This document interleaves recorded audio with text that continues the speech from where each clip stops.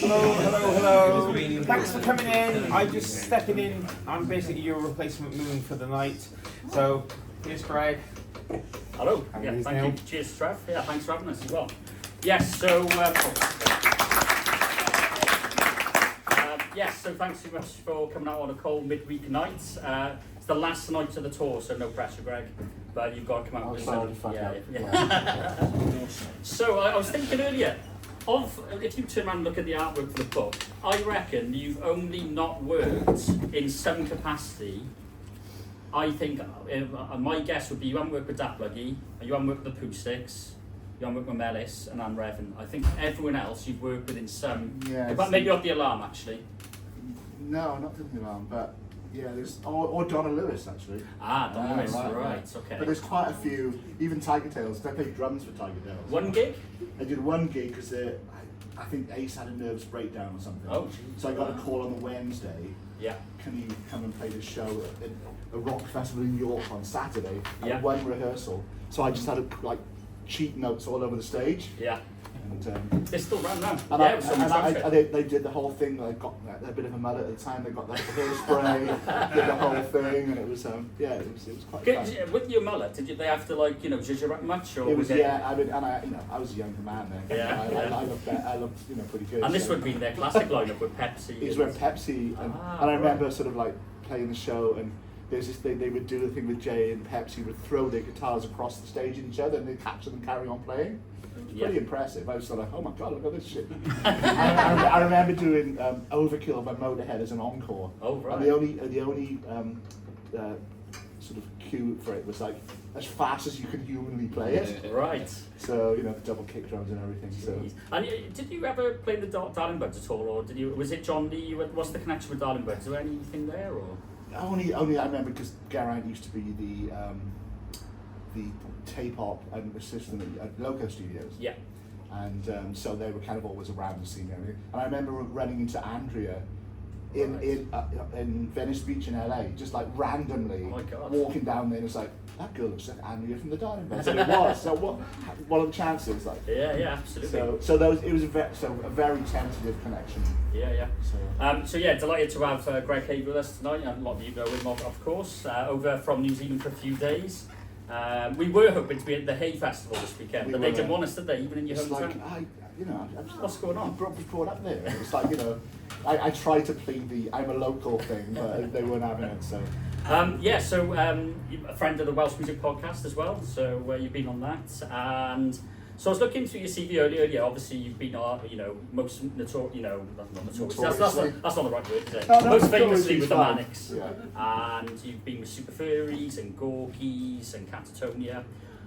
Also, you've worked with fictional characters as well. So I noticed on your CV you've worked with The Simpsons. How did that collab come about? That's a bit. It was John Newman, my old manager, John. That was his doing. It was.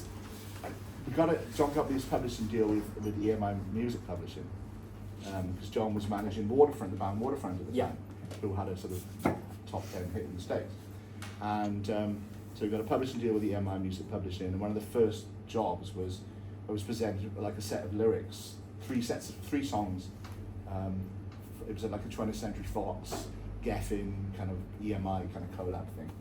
And so I picked this one song that Matt Groening had written the lyrics for, thinking it's probably got the best chance of being on the record. Yeah. But never thought anything would happen. So I just demoed this song up at my little studio in West Wharf Road. Right. And I remember it was in the days of faxes.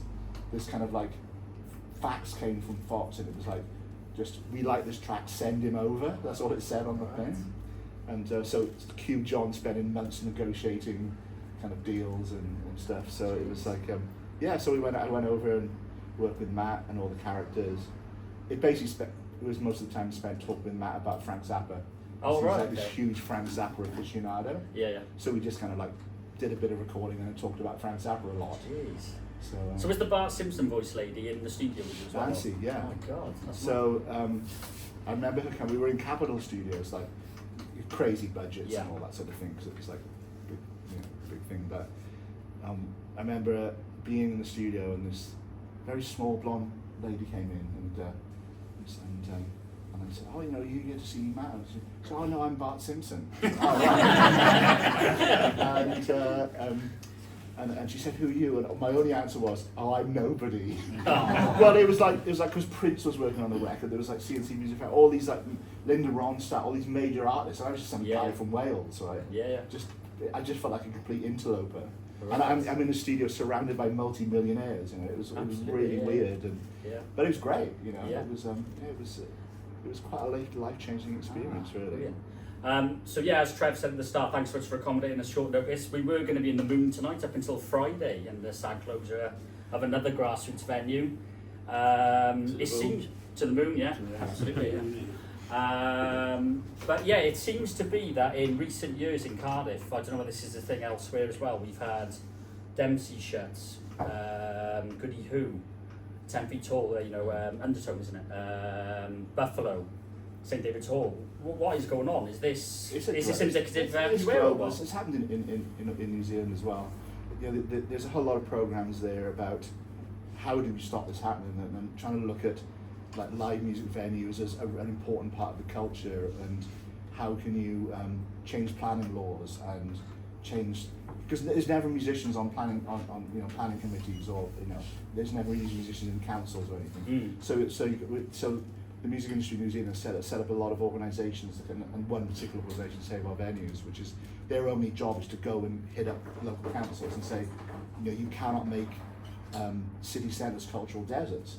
You have to have these things for the vibrancy of it's a national kind of, the creative industries is a really important part of any country's thing, and it's so easy to close down a venue. Yeah. The recording studios are the same. All those amazing studios like Wessex and Townhouse, and they've all gone by the wayside because you've got a one-use building when you could put 20 apartments on it. Yeah, absolutely. So the finances don't really stack up, but it's it's a shame because these are real legacy studios. Yeah, absolutely. So just to introduce the book, so back in August 2021, the University of Wales Press emailed me because they'd listened to the Welsh Music Podcast, which I've co-hosted since 2019, which celebrates the past, present and future of Welsh music and culture. Greg, yourself, you've been on a guest on there as well. Where did we interview you? It was in some hotel in town. At Park Plaza, where I'm staying. That's right, yeah. Full circle. And if you remember, I had a drink with you, and I only just made my flight the following morning to Amsterdam. Do you remember that? Yeah, I remember. Are you because you've just been on a stag, haven't you? Oh, we're not always on stag. Yes, we are. There's some sort of drinking event in your life that's, Actually, I need a New Zealand stag, actually, so I'll get over there. Come over it. I'll show you all the best over there, places yeah. to go. So yeah, the book originally was going to be an exhaustive history of Welsh music, but it became too much of a tall order to put into a book of 250 pages. You would end up skimming over everything, what genres to include, how far back do you go. You don't go into sufficient depth with anything. So I thought, I'm hugely nostalgic of the 90s, it's when I grew up. There hasn't been a book remarkably about Cool Cymru, and I know people wince at that term. I can see the hackles go up straight away. But in terms of that 90s boom period, there hasn't really been a book in depth. There's been individual books about the Manic Stand, so Phonics, Superfurries and Catatonia, but with that lens of 25 years of hindsight as well. And it felt like it was a time of looking back when there was a real positivity in Wales. So not just in terms of the music, you've got culture as well. So you've got stars like Rhys Ifans and Catherine Zeta-Jones and Ioan Gruffudd coming through. You've also got sports, you've got Colin Jackson, you've got Joe Calzaghe on his way to an unprecedented 46-0 career, which I still don't think he gets quite enough recognition for. On top of that, then you've got the politics as well. So Wales' first parliament in over 600 years, established in 1999, following a yes vote in 97. And you've got the rise of the Welsh language as well, which is the Welsh Language Act of 1993 helped normalise Cymraeg a lot and change daily education and made it a hell of a lot more on an even footing with English and, as I say, normalised the sort of language. Before all that, though, Wales went through a bit of a tough time. So going back as far as 1962, you've got the politician Saunders Lewis's Tynged Iaith speech, which is about the fate of the language, which he feared was going to die out if it wasn't Direct Action was formed after that. So the Cymdeithas y Iaith was formed as a direct response to that speech. You've got stuff then, like in 1965, the flooding of Capel Celyn with Tryweryn. Going into the 80s then, you've got the mass unemployment caused by the closure of the mines and the steel works. You've got the language being disregarded by politicians and the media alike. I think it's in 1982 it only took Gwynfor Evans to do a hunger strike for Thatcher's government to go back on their initial promise of establishing S4C. As well, you've got the Welsh music scene just being completely either derided or ignored altogether by the London music press. So you had horror stories of bands going over to Bristol to get an English postmark on their records, believe it or not, so it wasn't kind of tossed on the rejection piles quite so quickly. I spoke to Gorwell Owen, producer of Super Furries amongst much other things, and he was saying that he worked with bands in North Wales who played on the idea from Liverpool to get more coverage. You're also quoted at the start of the book as well, saying that if an A&R man was spotted this side of the Severn Bridge in Cardiff in the 80s, you practically threw up the bunting. Threw the bunting up. Yeah. So what was your sort of memories of that sort of bleak It period? was just everything kind of stopped at Bristol. It was really strange. There was no particular reason for it because there was a lot of great music being made back then, but there was just no acceptance that it was, that Wales could be like another Manchester or another Liverpool. And it took, as it always does, it takes somebody to break through to change an industry. Yeah. The Manics were really a huge part of that. They had to put up with all that ridicule at the start, all the street jokes and the league jokes and it's like the usual bullshit. Yeah. But it requires somebody with with a real sort of drive and passion to change an industry. And once that happens, it doesn't take long. Really from like I remember I had a band back in sort of '92, and we had a big article in like Western Mail or something. At the bottom it says, also released this week a new single by Manic Street Preachers. Sort of it was when they did what was the first single? You Love Us maybe. Anyway. The self-release Suicide Alley, And so that that was '92. By sort of mid '90s, you could walk into the City Arms and look around, and like everybody was in a band with a record deal. Yeah. It was only 3-4 years from that period. Yeah. And then sort of look at sort of by '97, '98. You have sort of Manics, Catatonia, both up for Brit Awards on the same. I mean, the studio we had, Big Noise, myself and Kerry Collier had Big Noise. It was in West Wharf Road. We owned that studio for under 3 years, and we had 2.2 million record sales from that studio, which was great because we were getting MHG got compensated. Because of we had to prove that the music industry was basically to the various Cardiff Bay Development Corporation and all the various organisations, the music was a legitimate profession because it was like we were just deemed as a sort of like we were playing. I remember being in one planning meeting and I was told, am I a bit old to not have a proper job? Oh right. I nearly jumped on the table and kicked the guy in the head. But it was like, but that's the sort of ignorance that even then with all these artists who are like, being huge on a national level and international level. It was still like that weird thing that music you play it, music's not a real thing. Right. And but all that pioneering work, but it was really joyous when it all happened. Yeah. And like the City Arms was quite a place. It was like, it's just and because it was near a club near Walmsley Street, so it was always somewhere to go. And we do a lot of our booby track records nights there and everything, and it was. Because I think Hugh Stevens says in his new book about being in the City Arms with Catatonia as they're on the telly on Jules Holland as well. That's how mad it had become. And like you saw Robbie Williams coming out with Spillers with the new Stereophonics and Super Furries releases in his hand. Yeah. It's just completely It was an different. amazing time. I mean, the influence in retrospect, when you look back at it, the Furries were probably the Super Furry albums were probably one of the most influential bands for other musicians. Yeah. It's like they really, because they came out of that whole Welsh language scene. Yeah. Which was when you look back and you realise how influential, Dablaga and all these, and how pioneering those 80s Welsh language bands were.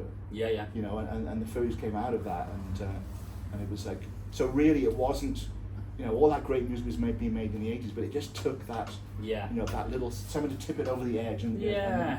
and the Manics were a big part, and then it kind of opened the floodgates, really. I do find it odd in terms of how easily the Welsh music scene was ignored by the 80s, in terms of like, for a start, you've got 4 mega selling sort of pop acts. You've got Tom Jones, Shirley Bassey, Bonnie Tyler, and Shakin' Stevens was the biggest selling UK artist, I think, of the 80s, right?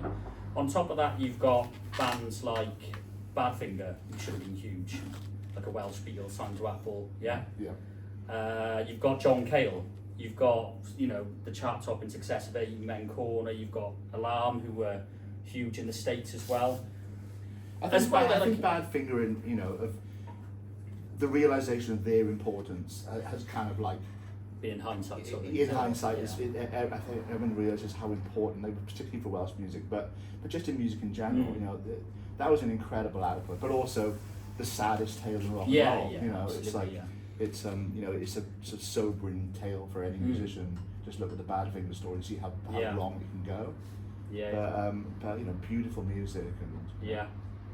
But in terms of like indie music in Wales in the 80s, you still had bands like Young Marble Giants, Squitty Blitty, you know. Why? like Kurt Cobain's favourite band. You know, Well, yeah, exactly, Giants, yeah. You know, it's like, You know, what's your sort of explanation for why it became such a laughing stock then Wales in terms of like, surely we've proven ourselves enough, do you know what I mean? yeah, but you know, it's like, you know, the Welsh have had to put up with a lot over the years. Mm.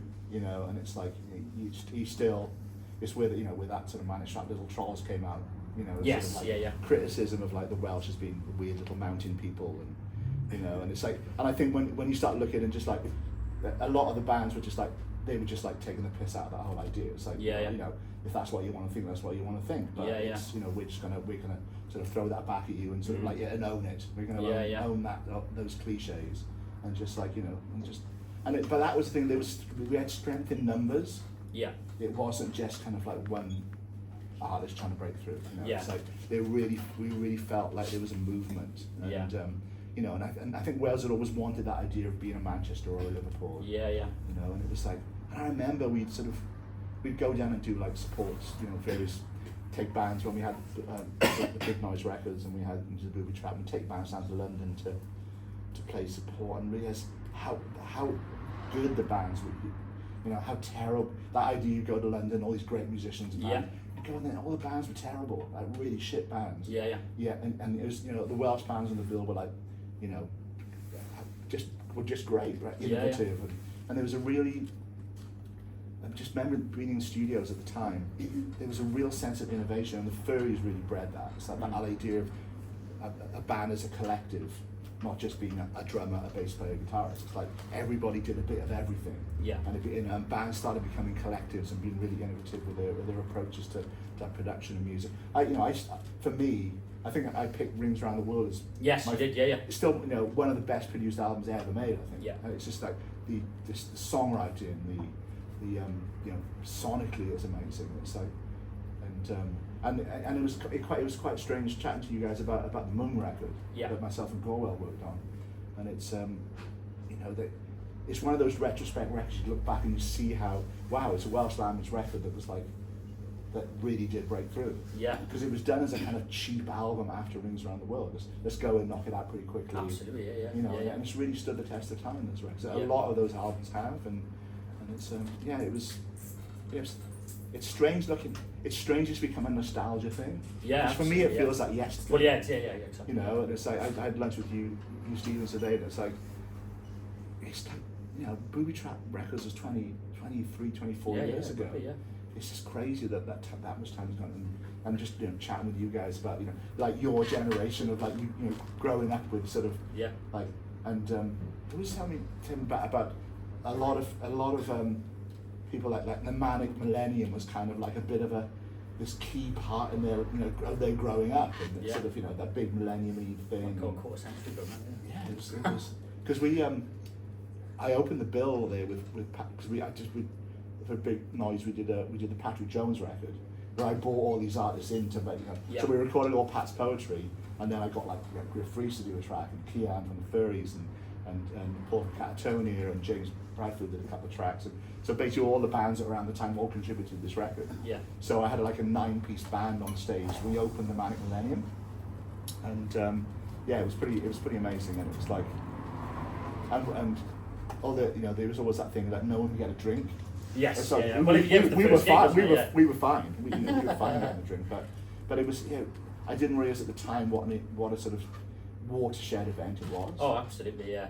So yeah, we'll cover Manic Millennium a little bit later on, but yeah, just going back to what we were saying. So that sort of kind of bleak era just before the 90s boom. Talk us through where you were at the time in terms of, like, you had obviously a top 10 hit in the 80s in the US. And Well, I was the drummer for a band called Waterfront that John managed, and yeah, it was like in the bleak period. Yeah, yeah. You know, we were in the States doing, you know, Dick Clark's American Bandstand, and we'd always joke. Remember John would be like, and now from Wales, London, Waterfront. It's like, you know. And how much did you catch on in the UK? Were you more It was popular actor number, there, it was or number 17, John, here.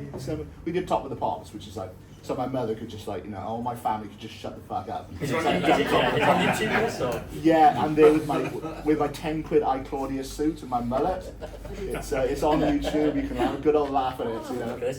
So it's it was a really big hit in Yeah. the States, you know. And around this time you were in a band with Grant Nicholas from Feeder as well, is that right? I was. This? Yeah, just before Waterfront, I played drums for a Canadian artist called Corey Hart, he did like Sunglasses at Night, and was, Yeah. if you watch Stranger Things, it's full of Corey Hart songs, right? Ah, right. Okay. So you know, I went from playing. Oh my God, did you get royalties for that, for like the Stranger Things stuff, or? Oh no, I was just Corey's drummer. Ah. So I went from playing PCs on City Road to playing like arenas with Corey, Oh my God. and like the Budokan in Tokyo and things. Jeez. I felt totally out of my depth, but I managed to bluff my way through it. Yeah, yeah. And then the following year I did the Waterfront tour, and in between Corey's album and tour, I played on the Waterfront record, and that's. But yeah, we had sort of, you know, it was. That was Temper, was it, with Grant? Temper was with Grant, so it was Tim Lewis, Five-Hole Sandra, Yeah. on keyboards, Grant Nicholas on vocals, Martin Shellard, who was also in Spiritualized with Tim. It was a bit of a sort of super crew. Yeah. And then I left to join Corey's band. Yeah. And John Lee came in. So that was the kind of starting point for Feeder. Right. So I see. John drum tech for me for a while. And, Yeah. and then when I was doing Corey stuff. But Yeah, it was. Grant described Temper in The Enemy in recent years as 80s avant-garde muso rock, like Frank Zappa meets Van Halen meets indie goth. Is Yeah, that Grant was like 17 at the time. accurate? Yeah. That's a really accurate description. There was a lot of big hair going on. Right. I tried to. We did a film some couple of tracks with Juice TV Okay. back. There was like a TV show. Yeah. I've not been able to find it anywhere. It's not on YouTube anywhere, but somewhere there exists Yeah. a sort of, you know, us miming at the BBC on a couple of songs. Yeah. I'd love to see it because it's like, you know, hey, I was a young Yeah. man, and it'd be nice to, you know, reminisce about, you know, the good Yeah. old days. But it was. I mean, Grant was such a great singer. Yeah. I don't know where Tim found him, but he found him in Chepstow somewhere. Right. Okay. And but yeah, so it's you know, it was ultimately, you know, it was a tough one because of John, you know. Yes. because Yeah. John was a really sweet guy, and it's like, you know, if you're a musician, you're gonna lose some people.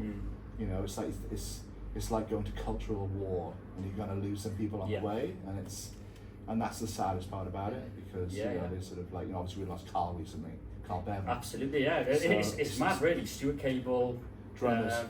drummers, Johnny, and You know, it's like, it's a sobering thing. It's like, you know, I'm a drummer that's still alive. Yeah.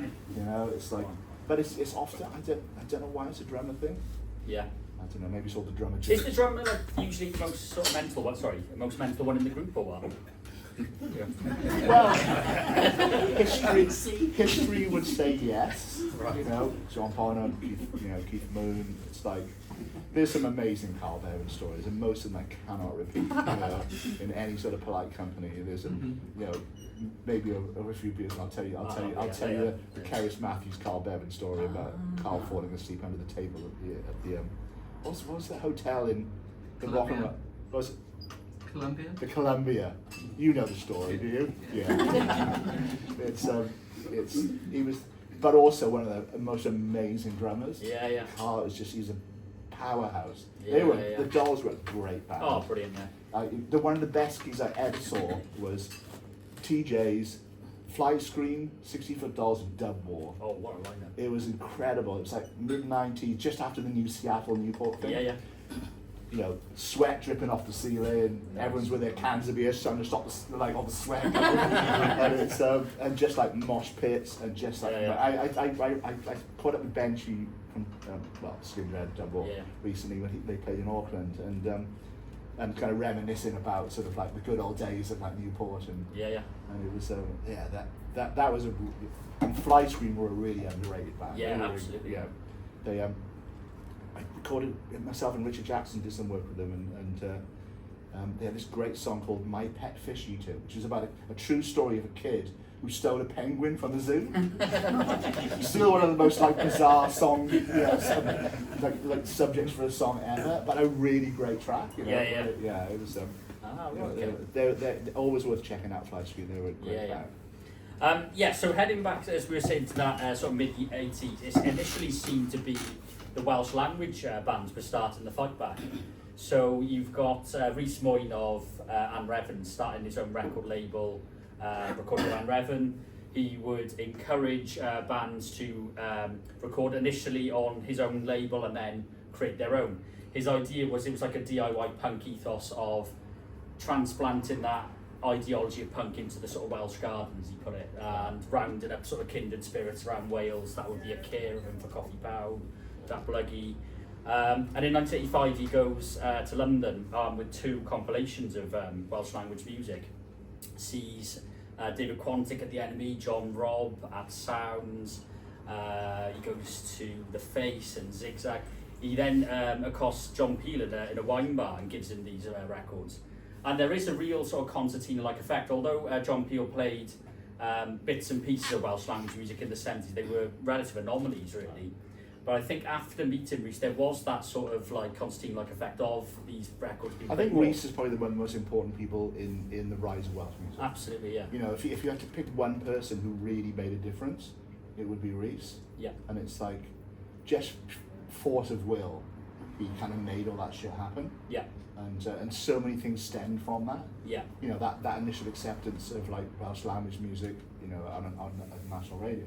So now we don't really think about songs in other languages.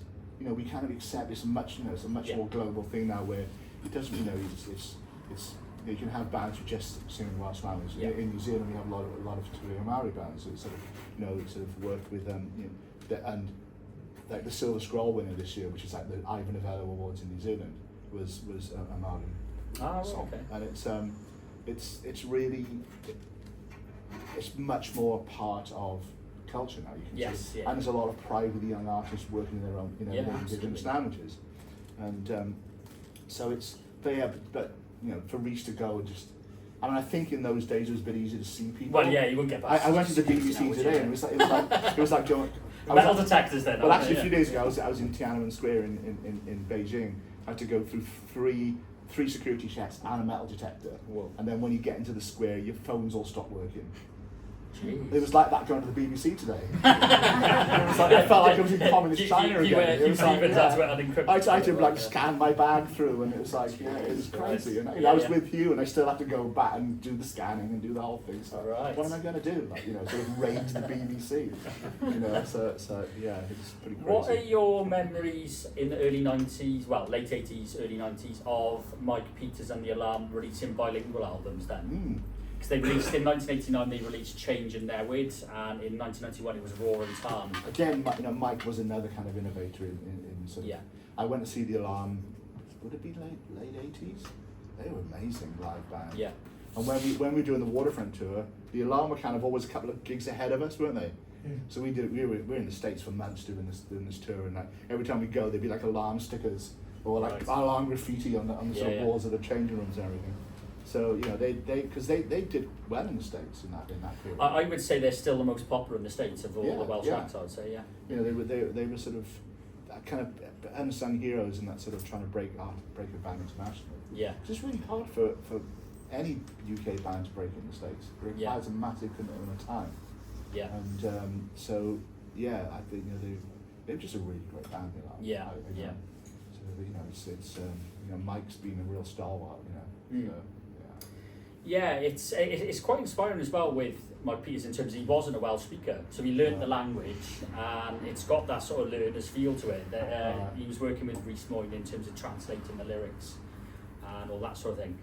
But not everyone was a fan of it. I don't know whether this is Richie Edwards being his provocative best, but he referred to the Welsh language back in the early 90s as dead culture and said of the Alarm, it's really patronising the way they suddenly learned to speak with the Welsh language after they'd written songs about the Bright Lights of the Mersey or Liverpool about 2 years before, about Spirits of 76. Is that the Manics at their provocative best, or what? Oh, it's Richie. Yeah. I mean, Richie, I thought he was a sweetheart. Yeah. But he knew how to wind people up. Yeah, absolutely. And get the press. And it was the early part of their DNA, isn't it? It's the Minister of Information thing. Yeah. That was his role. Yeah. His role wasn't to be a guitarist in the band. It was to be, the Minister of Information and be provocative and great, But he would make a great cup of tea, and he was quietly spoken and a really lovely guy. And it's like, and if I'm really truthful about it, he was the only member of the band that I liked. Right. Okay. Yeah, they thought I was some weird guy with a mullet, and I thought they were just miserable bastards. How long did this last for? This period of they know this. I've told them this. Right. We've had this discussion. It's like now I class James as one of my close friends, and it's like and I obviously Nick's a friend because I work on Nick's records, and and his solo, both their Nick and James' solo records, but. At the time they were like, you were this weird guy with a mullet and a little dog that lived in the studio. Because I was going through a divorce at the time, so I was living in the recording studio, right?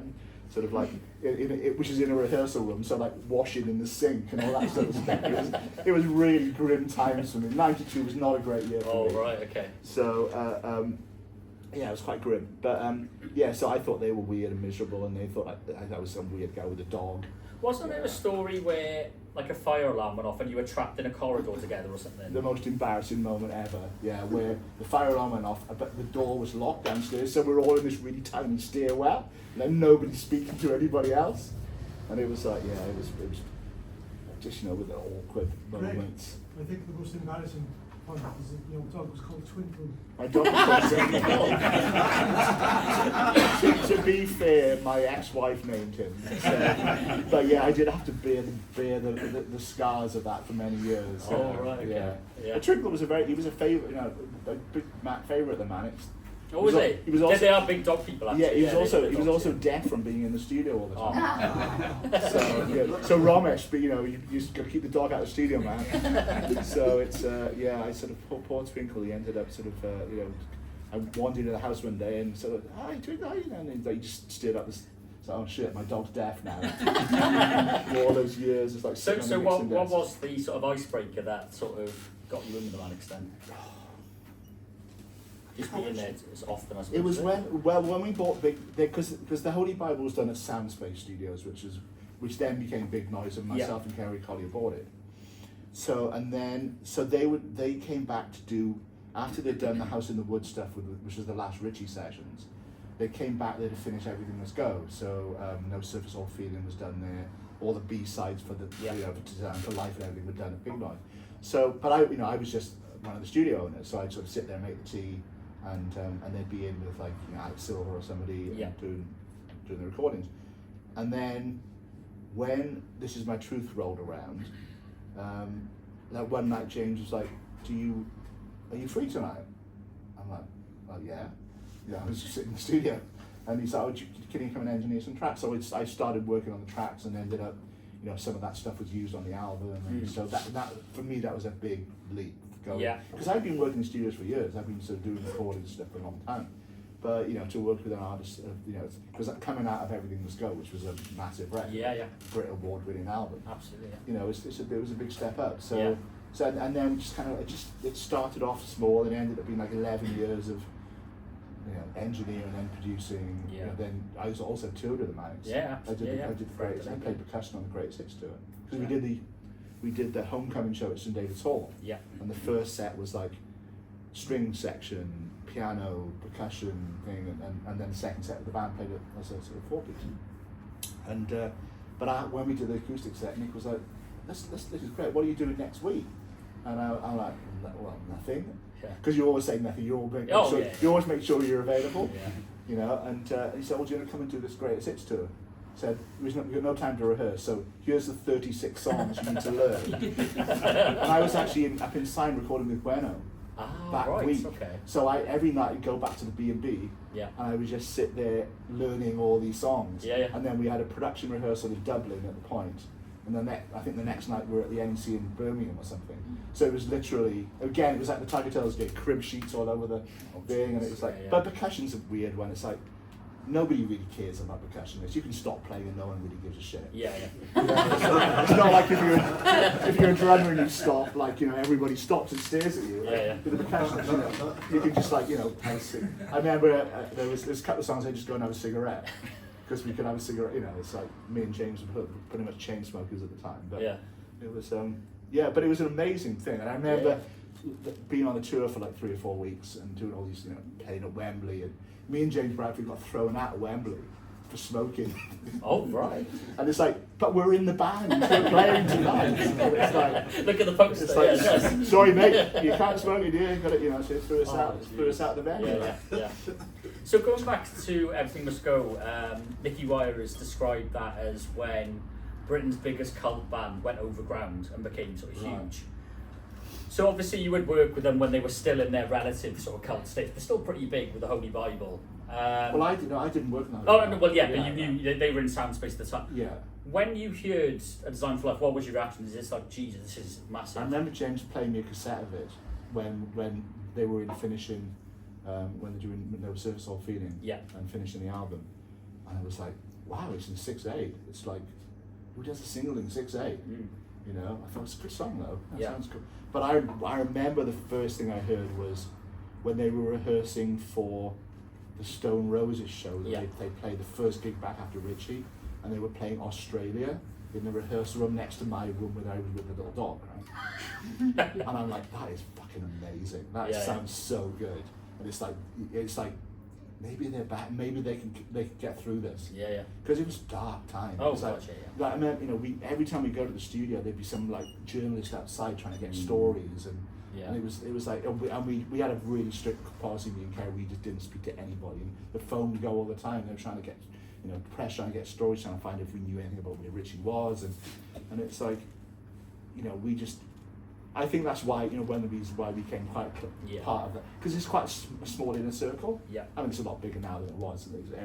Every Welsh artist has done collabs with the guys. Yeah, you know, yeah. But it, you know, at that time, it was a very, very closed circle, and we just kept strong, and we didn't start telling anybody anything, Yeah. and it was, yeah.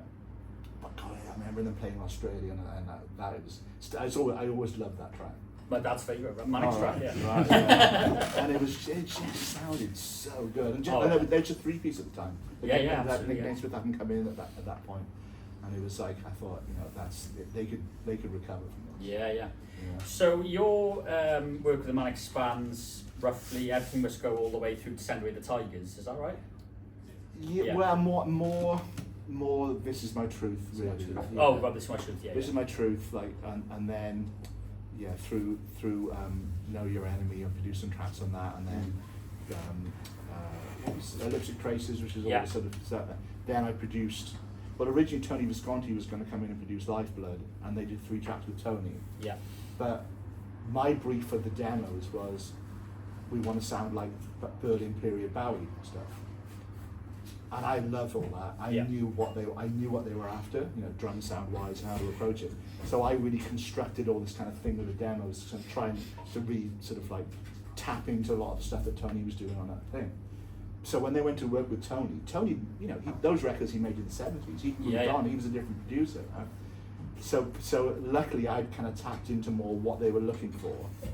So I remember I was working in Auckland at the time, and James phoned up and said, "Can you come to New York next week?" I'm like, "Well, yes." So come and spend some time with, you know, on these tracks with Tony. Come and do some playing on the record and everything. So I got there and spent the day fanboying with Tony Visconti because he made all these records Yeah. that I loved. And then went out with James. It's like, we really like what you did on the demos. Can you produce the album? And it was like, oh my God, I've just usurped Tony Visconti on a record. It's like, Yeah. I felt bad, but also really elated about it. Yeah. So so I did that, and then Saying Hello to Tigers. But I also did Nick's solo album, and I did. I did a lot of drumming on James's solo. I produced one of the tracks, but I played a lot of drums Right. on that record, which was Yeah. great because Yeah. it was just the two of us, you know, Yeah. like making that record, and it was just yeah. And as a musician, you know, playing with, when you just got like James on guitar and vocals and you're playing drums, it's so Yeah. really inspiring Yeah, yeah. because he's an incredible musician. So I think there's one theory that can explain the Manics' longevity. You know, they're 30 odd years into their, well, more longer than that, as in 1986 they formed. Nearly 40 years into their career. And it seems to be this trajectory of that they'll do an anthemic album and then followed by something a bit more sort of indulgent or Yeah. arty, then another anthemic one. And I certainly find their more indulgent records like Lifeblood and Futurology, Rhino Film, more interesting. well, Why did Lifeblood not quite so connect at the time? Well, then? 'Cause I always thought it was I mean, great. the sort of when you know, like This Is My Truth sold 3 million albums in Wales. Yeah, It's, it's mad, isn't it? it's no, sorry, No, did 1 a, million, sorry, did yeah. a million albums in Wales in Yeah. a country of 3 million people. Yeah, yeah, That's insane, Yeah, yeah. right? That's crazy. Where do you go from there? yeah. You know. Yeah. So I remember sitting with Martin Hall after Know Your Enemy came out, and he was disappointed it only sold 400,000 in the first week. Whoa. You know, now people would give their They- right arm to yeah. sell 400,000 So albums. when they got to number one in 2021, it was 27,000 copies. I know, yeah. So that's incredible, like from 400,000, It's really yeah. incredible. And it only got to number 2 with 400,000 because Yeah, Sony yeah. in their wisdom decided to release it on Valentine's Day week. Oh, right. So it's like, Michael Ball or something. it'll be Michael some, Bublé. yeah, it was like, you know, it's like good old Sony, you know. Yeah. Like, the amount of number 2 records I've had with the Mac Oh, is God, ridiculous. yeah, Like Know Your Enemy was number 2. Yeah, The Greatest Showman knocked like- off the number one, didn't they? Yeah, and there was things like both the singles off Lifeblood got to number 2. Yeah. You know, Elvis was back, wasn't he? yeah, he got usurped by Elvis, right? And was that Call on Me track? The sort of Oh, like, Eric Prince. Eric yeah, Prince. yeah. Yeah, That was the video, though, wasn't it? Come yeah, on. yeah, Jesus. yeah. So you know, it's like Substitute. it's you know when you go through that sort of number 2 records they've had as a band, this is kind of crazy. But Yeah, yeah. but yeah, it was. I mean, the Lifeblood thing's been really interesting because you know the sales weren't great, all right, and you had to. No, it wasn't you. It was the What Is Music Guy, Terry Hall. Yeah, yeah. And Terry was really, who's the Manics press officer and like a really amazing press officer for like Radiohead and The Verve and that. So, and she was really bitter about the Q review of Lifeblood because it really dictated how people perceive the Yeah, record, yeah. right? And I think, and then the band kind of lost confidence in it, and really it kind of really long term affected my relationship with the band. If I look back on it, you know, ultimately that's. That album is why I stopped they stopped calling essentially. Yeah. So it's been really interesting watching like your generation re-embrace that Absolutely, record. yeah. So I started getting like a few years after I started getting like emails from random people and messages from random people. I listened to this album, we love it, it's a great record. Can't understand why the band's so down on it. And then it's kind of snowballed, and then I started doing podcasts over COVID with you guys and with what is music and a few other podcasts, and it's like this is our favourite manager record. Yeah. It's like, oh, okay, this is interesting. So and the band even didn't do a 10th anniversary of it. So this year was the 20th anniversary. Yeah. And weirdly, because originally it was designed as this, you know, David Bowie, like Berlin period thing. I happened to be recording at Hansa Studios in Berlin, and James phoned me. Nice. My phone, what's James calling for? And he said, I've just been remastering Lifeblood. He said, we never really said thank you at the time Right. for the work he did on the record. He said, we just got caught up in all the bullshit and everything. And he did a really great job. I'm like, I waited 20 years for you to tell me that, you know? And it was like, it was really emotional. Yeah, Because yeah. I was in the studio that kind of inspired it sonically. Absolutely, What yeah. are the chances, you know? Yeah. And just for him to have the humility to call and tell me that, Yeah. and it was quite a moment, you know. I had a bit of shed a few tears on that one, and it was amazing. But Yeah. because I said to him, I said to be frank about it, I thought I fucked up. Yeah, yeah. I thought it was my fault that record. Yeah, didn't do yeah, well. But I go back to it and go, it sounds pretty good. It sounds to me. amazing, yeah. And it's a really innovative record as far as, because Nick's brief for this elegiac pop kind of thing, we wanted to do things that were different. So, you know, a lot of things that are the keyboard synth sounds, they're all guitars. Yeah. We were just doing lots of that sonic manipulation of like sounds to try and create this kind of keyboard bed, and you know, we're using, and I still do that sort of, a lot of that to this day. Yeah, yeah. In my productions. It's like, it was, you know, it was a really kind of seminal record as far as my journey as producer. It's why it was so, you know, I mean, now I've dealt with the fact that that record, you know, ultimately ended my relationship with the band. But 40-year-old me could have done with the success. Yeah.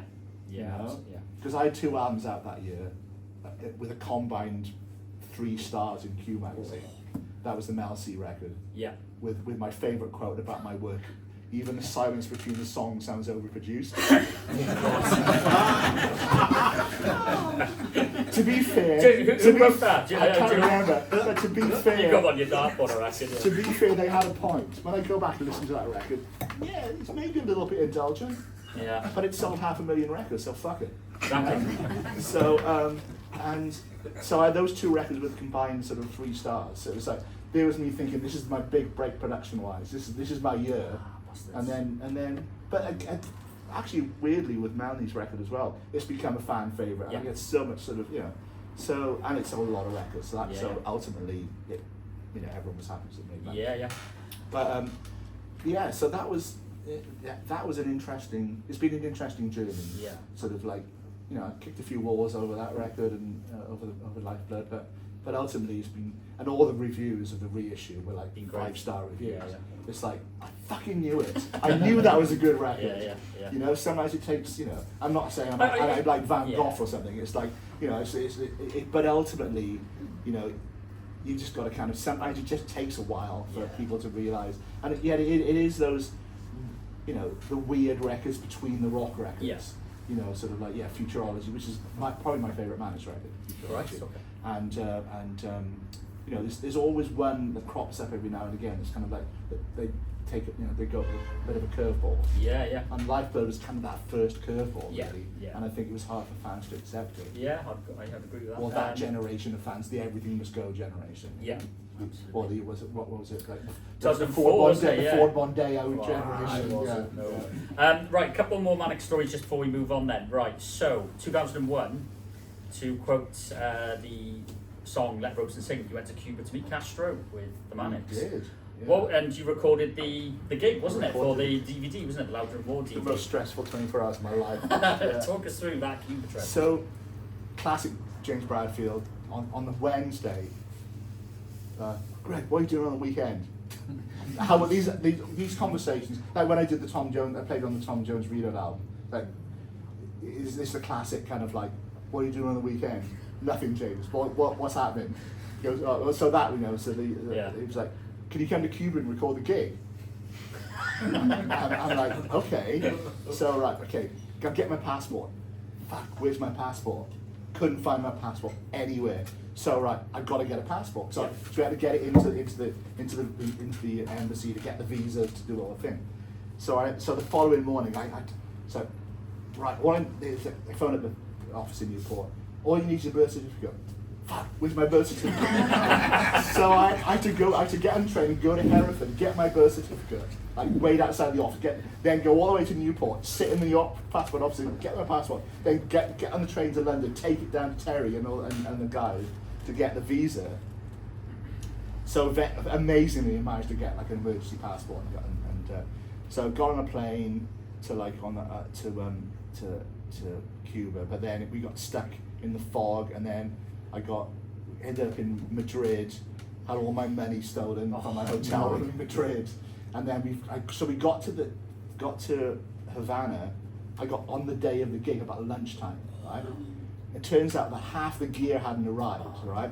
So all the looms I needed for the melt shot, I had one loom instead of like, I couldn't record in and listen back. I could do one or the other, right? So I just basically wired up that, you know, I had all these Tascam D88 machines, like digital machines.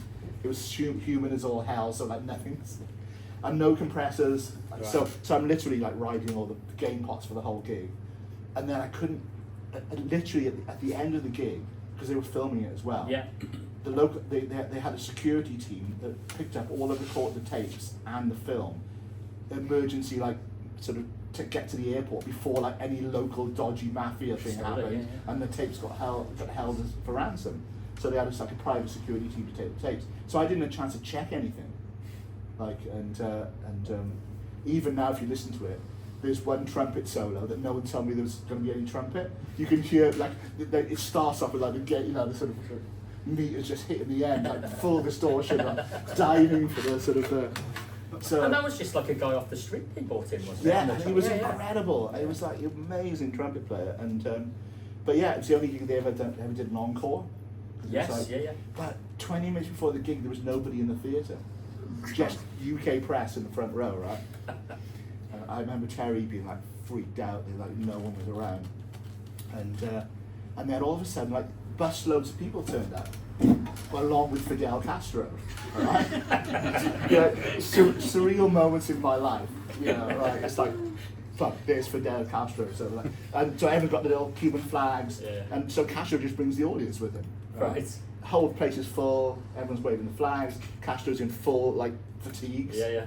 And you know, and then obviously the great story about James saying, sort of it might be a bit loud tonight, and so it's not going to be louder than war, which is the title of the. So were you in the room when he came in? No, I was too busy sweating over the tape machine trying to get everything to work. So I was literally trying to get shit to work, like half an hour before the gig, like trying to check stuff, and it was just. So afterwards, I had, well, it was my first mojito, but then it was another 5 first mojitos. I got like really drunk and smoked cigars and spoke to like various Cuban kind of like sports boxers and it was quite. But then the band got trapped in Cuba because Castro invited them to his country residence, right? And you can't say no. Sorry, Mr. Castro, we cannot. So they got whisked off, and they thought we're never going to get out of here. They were kind of stuck. So we all hightailed it out a couple of days, like a day or two later. After I sort of spent a day wandering around sort of Cuba, going and seeing all the great street musicians, and I remember hanging out with Lucy Cohen as she was then, Of course, and we just kind of went around and watched all these amazing musicians sort of play in sort of back streets of Cuba, and I bought a lot of percussion that I still got to this day, I use on sessions, and but yeah, it was like this. Even now, I'm sort of shaking, thinking of the stress I went through on that gig. but it sounded fine, luckily it all worked out. But yeah, I just not been able to check anything back. Yeah. Because there's like, where are the tapes? Oh, but I haven't checked anything. So we need the tapes now because we've got to get them to the airport and get them back to London. Before something happens. Yeah, because it was a Channel 4 documentary, more or less straight away, wasn't it? As well, Yeah, it was. But yeah, so they got trapped for quite a few days. Yeah. And they had to go. They drove for 5 hours out to some country residence of Castro, and it was all a bit awkward and a bit dodgy. But it would be remiss of me not to ask as well, because this is one of my favourite stories of yours. Tell us about you joining Nicky Wire's Secret Society band for the 4 legendary gigs, including in your hometown of at the Hate Festival. Yeah. So Nick just phoned up one day and was like, "I've booked the studio. Can you be there?" Right? So I was sitting there with Loz Williams, who's still like the man it's go-to guy, right? Loz was my assistant at the time, and we were sitting there going, "What are we going to do?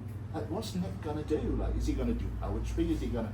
And he turned up with all these like songs, and yes, he's going to sing them, because Nick had a notoriously bad voice at the time. I mean, the fact he's singing on the new single, and it's a great single, and he sounds amazing on it. But we'd have these laughs about like, wouldn't it be fun if you had to do a gig, So we kind of did a radio session. It was like, what's so bad? It was like, we did a bit of trickery in the studio, trying to get it sounding good. But he's like, been offered a gig at the Hay Festival. It's like, fuck, we're gonna have to put a band together. So it's like, right, Loz, you're on guitar, I'm on drums. It's like, because really it was just me and Nick. Like, I played drums, Nick played all the guitars, did all the vocals, I did some backing vocals, and it was like just had to kind of go at stuff really, but he had a strict rule: no bass. Like, but you're the bass guitarist in the band. Like, so I don't want any bass on the record. You want to be really. So I'm trying to find all these other ways to find low end in the record, floor toms and like sort of. baritone guitars and everything. So, but anyway, so we had some rehearsals. We brought Andy Taylor in, guitarist from Bristol, so it's me, Andy, and Loz, and Nick. So we had a couple of rehearsals, and then we kind of rocked up to the Hay Festival, and we did the sound check. And I remember like some of the Wire fans who they all come over from Finland and everything. You know, they'd be in the queue all night in the rain, and remember them saying it sounded really terrible. The rehearsal, but we got into the gig, and Nick got really drunk, right? So he's swinging wine, and he became like the best stand-up comedian you've ever heard. And but as he got more drunk as the gig went on, like his like language got like worse and worse and worse. And my mother's in the audience, so I could see her, and it's like, oh no! And then he made some like really derogatory, unrepeatable comment about Jamie Oliver, and I could see my mother cringing in the audience. Like, but we got through the gig, and it was not shit, not shit. It was. I think his presence and the comedic value of it sort of made it really good. Yeah, and we did. We finished at there was a festival in West Wales. Oh, Gilmax. Yeah, we were amazing at that gig. Like by that time we were really good. But we also did Latitude Festival. Yep.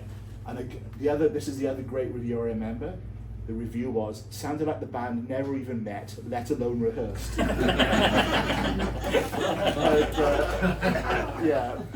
And to be fair, we were pretty rubbish at that gig. Yeah. Right. But it was a great night, because I remember sitting there with 2 bottles of wine watching Mogwai. Nice. In front of the stage, with like Mogwai levels of volume. It was like, this is great. It was really cool. But it was the fact he went out and did, he went and sang at gigs, and it was like, but he was really entertaining because he's got great stories. And, he's the Wire. He's a pop star. Yeah. It was really interesting, and I've always, I always say that because I left school to join a band, which was like very rock and roll of me. My education was the years I spent with them. Yeah. I learned a lot about literature and about a lot of non-music related stuff because they would Camus, wasn't it? Yeah, about Camus. Yeah, I'm like, who's Albert Camus? And like Nick he never let that one go. It's like I mean the levels of ridicule doing manic stuff is on a next level. You've got to have a pretty thick skin, right? And also no desire to sleep. Oh right, yes. Yeah, because James, you come in at 10 and like, maybe James will give you half an hour off at like 7 o'clock to have some food, and then we're there till 4 a.m. and you're back at 10, and this just goes on for weeks and weeks and weeks. So by the end of it, you're pretty fried. I have pictures of me at the time I look like I won't survive that decade. It's taken me 20 years to recover, really. Right, so heading back to the 90s, in the interview that you kindly gave me for the book, you not only described Rhys Moyne as one of the unsung heroes of this whole era, but John Sokolo as well, of TJ's thing. Newport in the mid-90s had this moniker attached to it, the New Seattle, which is kind of like an answer to the grunge scene in America. So that was Neil Strauss, who's a New York Times writer, who was commissioned by Spin magazine to actually come over and to write about Welsh language music for the Eisteddfod. Right. He actually found himself in TJ's and gets entranced by this venue that's playing this sort of American hardcore and just really loud music, spearheaded by the likes of 60 Foot Dolls and Novocaine and Dunmore and Fly Screen. What are your sort of memories of that whole scene? Oh, it's just, I mean, anything that gets a label attached to it becomes problematic. It's like the Cool Country thing. Nobody wants those labels really. They can, but ultimately, because it was described in Parliament, wasn't it? Like Newport being the New Seattle. I think they had a case because I think some of the best bands were coming out of Newport. Yeah. It was a really strong scene, and it's like, you kind of need those venues that are centered around. TJ, it was legendary. Obviously, like it's where Kurt Cobain proposed to Courtney Love. And it has a real place in rock history. But also there was a level of whereas the sort of bands coming out of Cardiff were maybe slightly more experimental. They were rock bands coming out of Newport, and it was like, and it was, You know, Rich Jackson worked with a lot of those bands, and he was the guitarist for Novocaine, but he was also a great producer, and so it's like, you know, sonically a lot of those records sound great. Yeah. You know, he worked like Dolls Records and so Yeah. yeah, I you know, I'm a Then- lot of my favourite bands from that period came out of the Newport. Yeah. There's a good quote from Richard Parfitt of the 60 Dolls in the book where he says there's a real sense of otherness about Newport in the 90s in terms of, he said it's like a no man's land feel to it. Yeah. In terms of it's the last place you leave from Wales to go to the Severn Bridge, the first place you come back. Doesn't feel particularly Welsh, but it's not English, there's not much Cymraeg spoken there. Yeah. Did it feel like a bit of a separate state then, like a bit of a town? And Yeah. like obviously there's always that sort of thing within these industrialised areas, but that really heavy sort of Yeah. music as well. I think it's always good for places to have a bit of someone to push back to. You know, it's like in football, it's like Cardiff Swansea thing. You know, you have somewhere that's kind of close, but you know you want to be able to push back against. And I think there was a lot of camaraderie. There was never any sort of reeds Yeah. embarrassing amongst the musicians. Mm. We were all trying to trying to do the same thing. Yeah. So it never felt that it was kind of that it was that there was.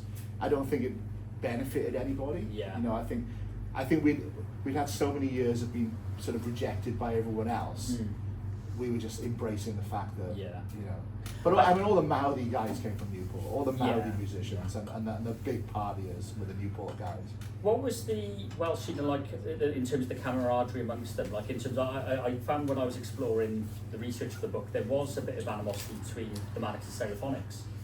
And that was to do with the sound check or something. You were in wasn't one camp or the other. it? Yeah. Yeah, Yeah. it was like, I remember walking into, like, I was with James walking into sort of somewhere in Cardiff, and Kelly was coming the other way, and there was kind of like no acknowledgement of you know, it was like, that's really awkward. Like checking out for that in the book. It was yeah. really awkward. It was like, oh yeah, because the Manics had invited the Phonics to play on some of their early shows, all right, and the support, and something went down on those shows, and it was like somebody said something, and it Yeah. was like, and it caused a bit of, and it was weird for me because I was kind of a little bit in the Phonics camp because John Brown, their manager, Yeah. I'm the godfather to his daughter. Ah, right, I okay. introduced him to his then wife, who was the mother, you know. So I always had kind of like, sort of, you know, A foot in both camps. I fought in both camps. Well, I ended up working with Stuart on his solo project, which was great fun, you know, because it was like you would just turn up with a big drum kit, a massive bag of weed, and loads of beer, and just be the life and soul of every, Yeah. you know. It was just one huge party. The hardest thing was just trying to get them focused enough to actually record something. Yeah. It would just be a mono valley, just like, you know, just sort of playing around really. Yeah, yeah. And it was, but that was fun, you know, and I liked Stuart a lot. He was like, you know, he was just he was everything that you think he Yeah, would be, you know. absolutely, yeah. And actually, his drumming was really underrated. You know, like when bands start and they, you know, they have, you know, like Oasis is a good example. You know, drumming was not maybe like. They've got their own style, they've got their own thing Yeah. because they're kind of mates and they know each other, you know. And then they bring some session guy in. But there's It's like a never- bonus attached to It's that, isn't never there? quite Yeah. the same, you know. And it's like, for me, they've never been the same without Stuart. And I remember going to their gig at club when all the labels came down. Yeah. There was more labels than audience. It was insane. It was like, because it was, you know, it was when the whole Virgin Records thing was happening. Yeah, yeah. Like it was one of those nights where when they all still had, when all the Phonics still had ponytails, you know. Yeah, yeah. So yeah, it was quite a night, and like everybody from the industry was there. Yeah, yeah. Because they were just kind of, you know, I think the demo 1,000 Trees had gone out to all the labels, and I mean John had done a great job. John Brown had done a great Yeah. job with them, and it was like, but he left at the same time as Stuart did. Ah, right, okay. And that's a whole other thing. But yeah, Yeah. there was definitely an animosity that was Right. created at some point. Yeah, yeah. I think Yeah. that's still there. I think, you know, Yeah. I doubt that's still a thing, but it was definitely a thing at the time. Yeah. So going back to that mid 90s period, you've got three really key bands in terms of Catatonia, Free Animals, and Corky Zygotic Monkey. Starting off predominantly in the Welsh language, then going a bit more bilingual, and then to the mainstream. Then you've got the Super Furries infamously at the 1996 Eisteddfod in Landilo, driving their own tank into Yeah. the Eisteddfod. The tank was awesome. Yeah. The tank was amazing. And 'Cause encouraging fans to like sing along whatever language they wanted. Yeah. What was your sort of memories of all that? I mean, the Furries gigs I think were always my favourites. at the one when they did the Dolby surround gig at what was then the CIA. Yeah. And they brought the wrestlers on the Mexican wrestlers on stage at the end. You never knew what was going to happen with them, and it was like you just when you think you can't get any madder, the Mexican wrestlers come on stage. So it's their gigs were fantastic, you know, because they were like talking about great rhythm sections, you know, like Dav, you know, is such a great drummer, and it's like they're just a really good band, you know, and it's I think of all the bands, they're probably my favourite. Yeah. Just great songwriting. I did a lot of, you know, on Radiator, I did a lot of work with Griff when he did all the demos for it, and that it came out on the special, the 20th anniversary edition. Yeah. I'd even heard those since we did them. You know, it was just myself and Griff. Yeah. He turned up with like a nylon acoustic guitars. So I'm going to demo the album, you know, and we just did this whole album. Yeah. Demoed it on nylon guitar. But what was your question again? Just what was your right. memories of those three, really? Yeah. Yeah, it's it was. The Tank was great because I remember going to a few festivals when Kian would DJ from the Tank.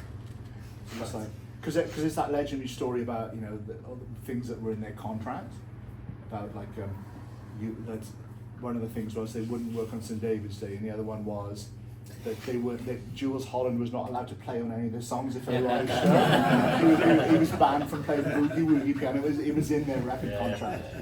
Yeah, because he was notorious for ruining everybody's sessions on his show. Do you know where the Tank ended up? Don Henley from the Sold Eagles. it to the Eagles, yeah. Yeah. And he repainted it, didn't know anything about the band, and just painted all over it. Yeah, because it was blue. yeah, exactly. It looked so good, you know.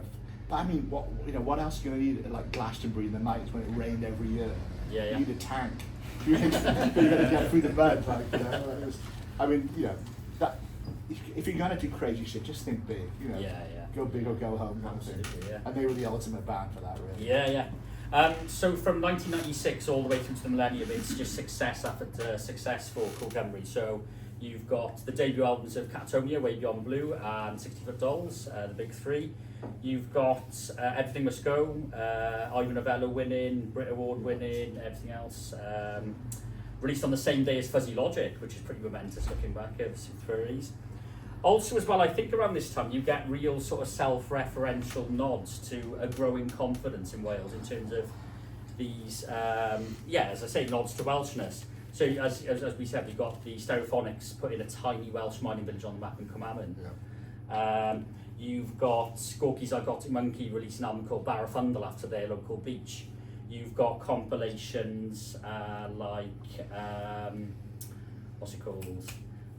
I Was a Teenage Gwent Boy, which hasn't aged that well in fairness, yeah. Dilem for Merthyr.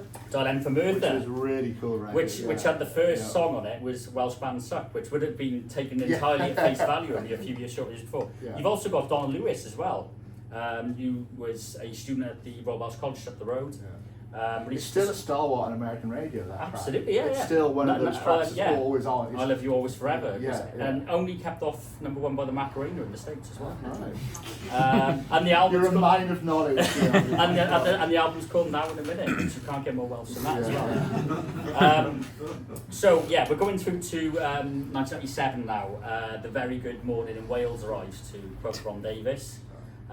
So yeah, just by the tiniest of margins, less than 1%, so 50.3 said yes. It was a stressful night. It really was. What were you doing that night? I was just watching it on TV, right? And it was, you just thought, this is going the wrong way. This is not going to happen. It did look like it was going to be a resounding no. It was just it was the last vote. Yeah, Carmarthen. Yeah, that actually swung it, and it was like, it was amazing to sort of, you know. It's the population of a small village as well, 6,700 that swayed it. So it's that close, you know. Yeah, it was because I MD'd one of the stages at the opening of the Welsh Assembly. Yes. So we and a lot of the band didn't want to be involved in it. Like the Manx didn't want to be involved in it because the Queen was there. And it was like, I think that was kind of like, okay, we've had enough of being part of society, you know, of the wider society. Now we don't want to be part of this whole thing. And but I'm just a working musician, so I was happy to do it, you know. Yeah. So we did Gorilla Tapestry, which is a track with James Bradfield of Patrick Jones records that we did on our label, and we had we had Matthew Rees, Johan Griffiths, Ray Keeler, and Andrew Howard be performing it. Yeah. And which was amazing. Now, and now, like, I'm a huge fan of Matthew Rees. He's one of my favourite actors, and it's like to see, they were just like young actors then. And the idea was to bring some of the finest actors of their generation and perform the song, and we did the Mabinogion with Johan Griffith reading it. And yeah, it was. And then we finished the night with every day International Velvet. From International Velvet. So because I knew the band, I went and got all the backing tracks from Paul, and we did that with the orchestra and everything. And my all-star band, which was like Tom Jones, Shirley Bassey, Shakin' Stevens, it was like Charlotte Church. I think it was a crazy night. It was and quite an amazing night actually. So. And the only bad thing was that Manchester United won the treble. Oh, I know, yeah. Which sucked. And you were it ruined my night. Yeah. It's like, just lose one cup. Jesus, that was, So I still get a great joy in seeing Manchester United be so shit. It brings me a lot of joy every week. So you mentioned International Velvet there. So Catstone, you're actually the first of the Cool Cymru bands to reach the #1 in May '98, just a couple of months after the release of the album. Sort of on the back of the success of Mulder and Scully and Road Rage. But most notably, we've got a song on the album called the title track, International Velvet, which has a chorus of "Every day when I wake up, thank the Lord in Welsh," which, I think it's very tongue-in-cheek. If you look at a lot of the Welsh language verses, a lot of irony in that. But regardless of that, that's missing the point. That wouldn't have been sang only a few short years before. It'd be laughed out of town, that song, wouldn't it? What was your, can you remember hearing that? What was your sort of reaction to it? Because some people think it's a little bit... Well, I was working with the band at the time because they were going through a lot of issues with Warner's, just really kind of struggling to kind of get that record over the line. And so me and Kerry gave them some free studio time at Big Noise to kind of just come in and finish, because we knew Mark, I'd been working with Mark on the Topper record. And so they came in and we did like a lot of B-side stuff, but we also did Johnny Come Lately, which is on International Velvet. So that was my first. And it's your demo that's on the final record. That was done as a demo, and they re-recorded it and just couldn't match what we did on. There was some magic about. It's a great vocal. And the vocal is just amazing on it, and so it was a really big break for me. That even pre-Mannix, it was kind of, that was the record that was. It's still my favourite. I got like a double platinum disc at home. It's got the beautiful cover, and it's one of the few I've got on my wall, because I find discs a bit indulgent, but it's so beautiful. And it's a great record, and so that was. We were kind of working on bits and pieces, and we did all the B-sides for like Road Rage, so I heard it then, and it was kind of weird. It was like, oh, okay, and I like the track because it's got that really cool sequence and things going on. But I mean, I really enjoyed working on Catatonia stuff, because if you've got an amazing singer like Harris, it's just a joy to do.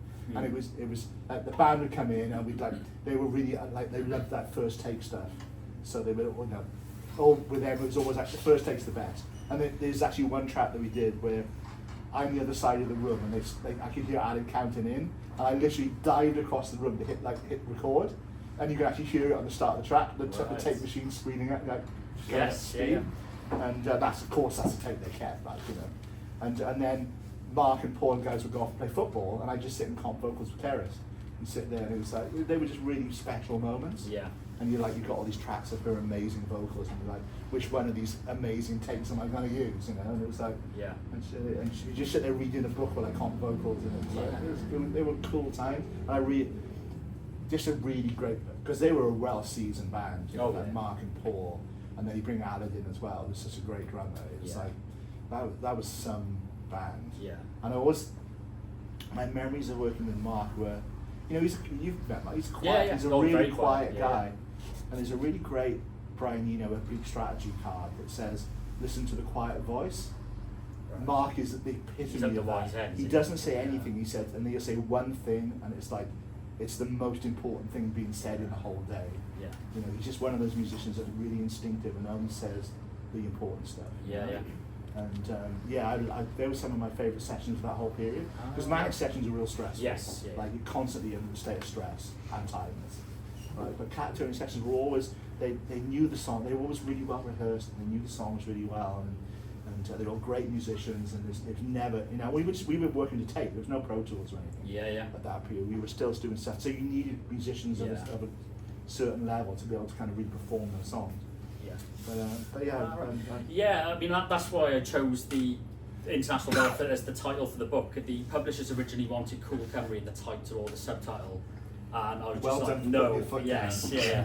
It like Britpop, it's just that sort of corralling, like marketing term that gathers together all these bands that haven't got anything common off their national ultimately identity. it causes a lot of pushback. I know. Yeah. I worked on the John Cale film. When Yeah. John Cale came and were working with a lot of these bands, and myself and Kerry were brought in because there was a real mistrust between like media companies and the artists. Yeah. So we were brought in as kind of middlemen to try and so look, we're involved in this now, so you know it'll be okay, you know. Mm. So and this the English version of that film still hasn't been released. No. It's only the X4C version, you know, with the different lineups, and I'd really love to see that because now at 20, you know, the idea of the film was like John Cale comes back to Wales at the turn of the century and works with the artists who are relevant in that period, right? So to have that film not be available, the English language version, and it's I'd love to find out where it is because it would be a really interesting historical document now. Yeah, absolutely, yeah. You know, and it's got some cool, you know, there's some cool artists who are not in the Welsh version. Yeah. Pink Assassin, you know, Mel Absolutely, Derry yeah. band, Yeah, and Lovely Mel, and it was, yeah, it was cool because they had like all the sort of the cab drivers at the time. You know, remember that like all the local cabs had that kind of thing with it, sort of like the way of communicating on radio. Oh yeah. And it's all in the film, and it's like a really interesting. Yeah, you can really see the renovation of the barrage in that. Yeah, that and it was film. all It's being, quite an it's historical just been document, built, yeah, the barrage, and it's like, so it's a really, I think it's an important historical document. Yeah. You know, and John Cale it was cool to work on John Cale stuff, and it was Yeah. like, because each band would do one of their own songs and one John Cale song. Yeah. And like, you know, they'd cover, and it's, I did a talk with Ash Cook of Dorero who worked, and he said he had a very headmasterly vibe, and he hated smoking. And because there's the bit in the documentary where James Bradford comes over turns to up that with bit, he's like, cigarette, "Get away." yeah. And it was, he's to be honest, he was a miserable bastard. Yeah. Right? Like any former heroin addict, when they can't have a drink or a smoke.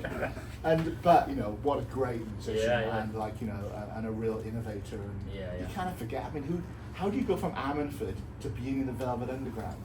How the hell does that happen? You know, it's like it's such a random kind of. How does that, you know? Yeah. But you know, when he was playing viola on the Pink Assassin tracks, it's like, man, this guy is really clever. You know.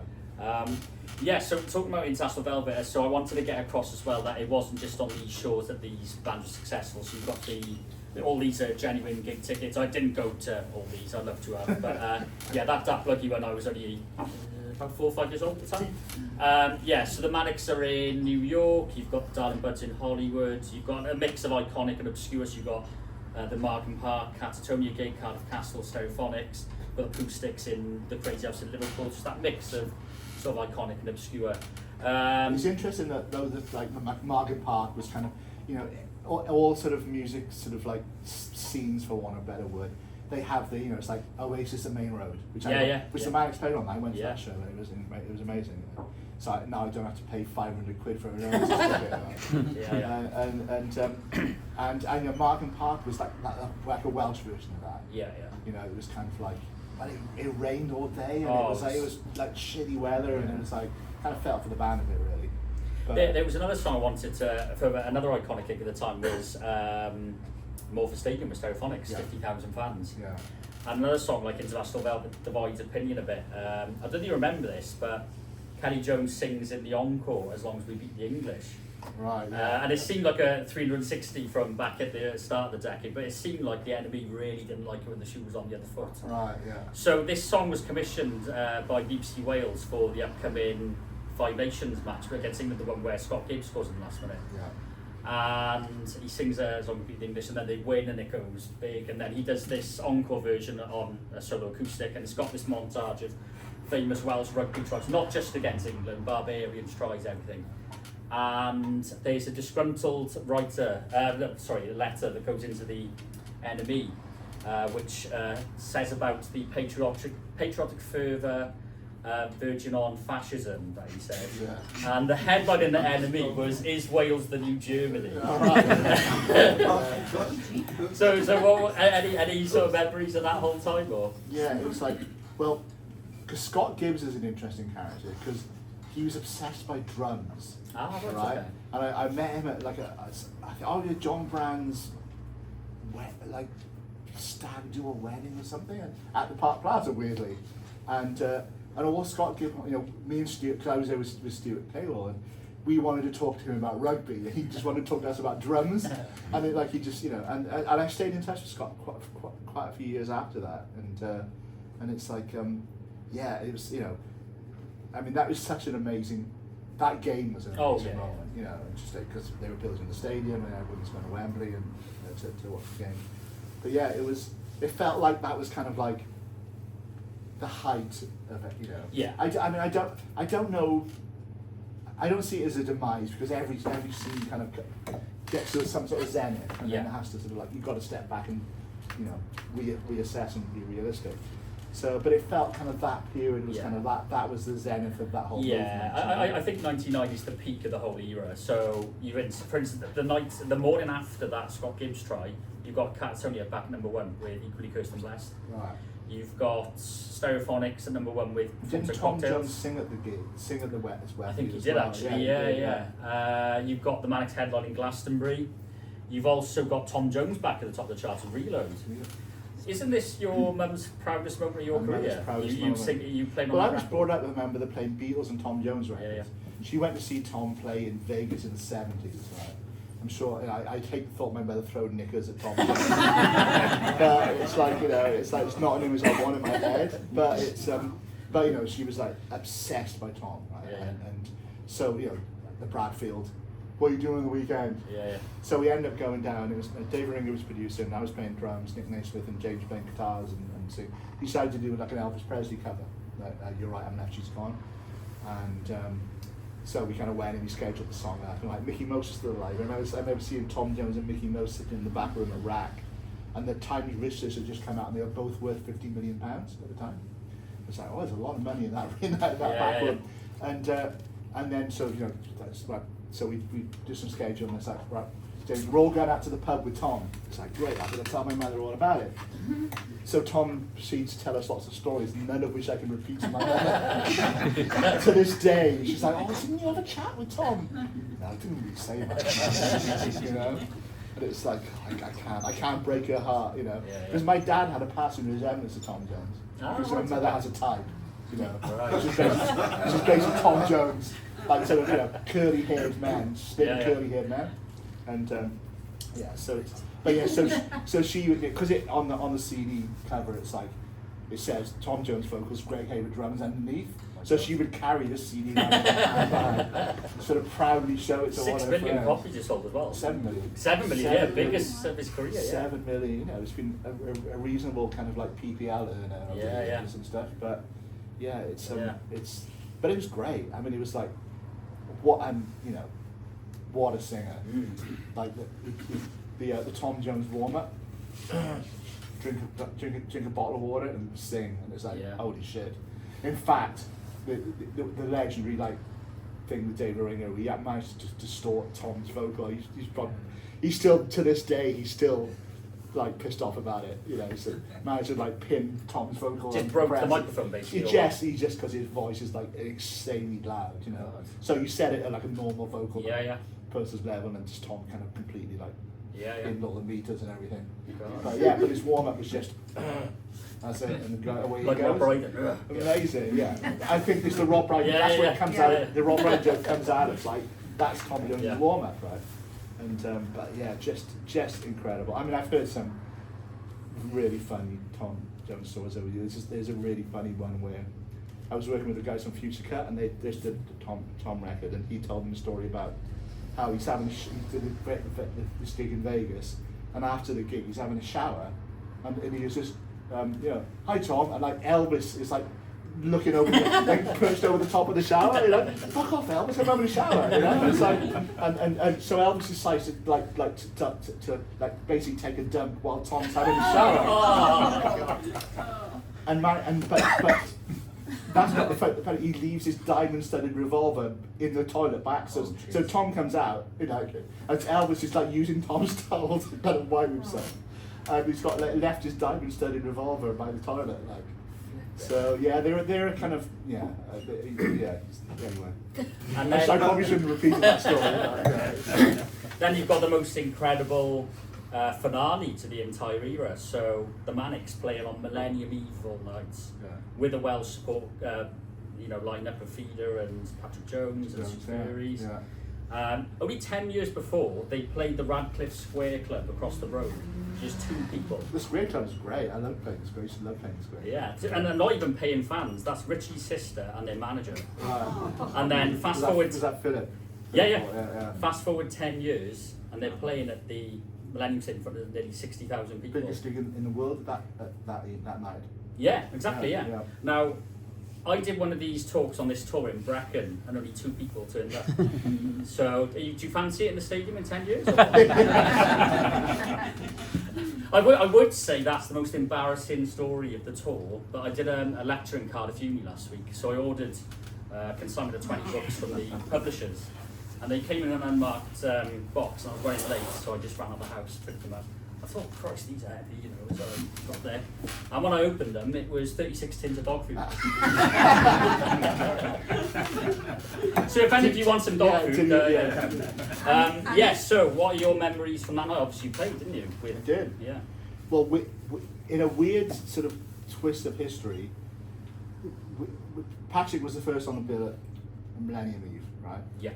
And so I played the first gig at Millennium Eve, but I also played the first gig at Eden Park, like a couple of years ago during COVID, when they opened Eden Park in Auckland up to, so there was me thinking I'd be like a loose head prop to play at these venues. I ended up being a musician in both those stadiums, and it's like, but yeah, it was, my lasting memories, it was freezing cold that night, and like Patrick, like giving it all, reading his poetry with this kind of this kind of like all this condensation, like a dragon breathing all this stuff out.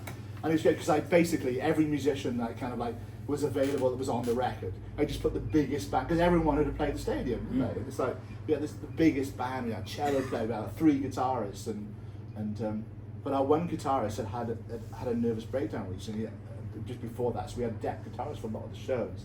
We did one show with the Manics Covers band. Oh, okay. Yeah, with Patrick at the university. Right. And but I bought this guitarist back in for the sort of, and we were all a bit like on tenterhooks whether he was going to get through the gig, and he did great. But yeah, we had like 3 guitarists and like 2 drummers, and it was great night. And then we all got, because we were the only people who get access to alcohol that night.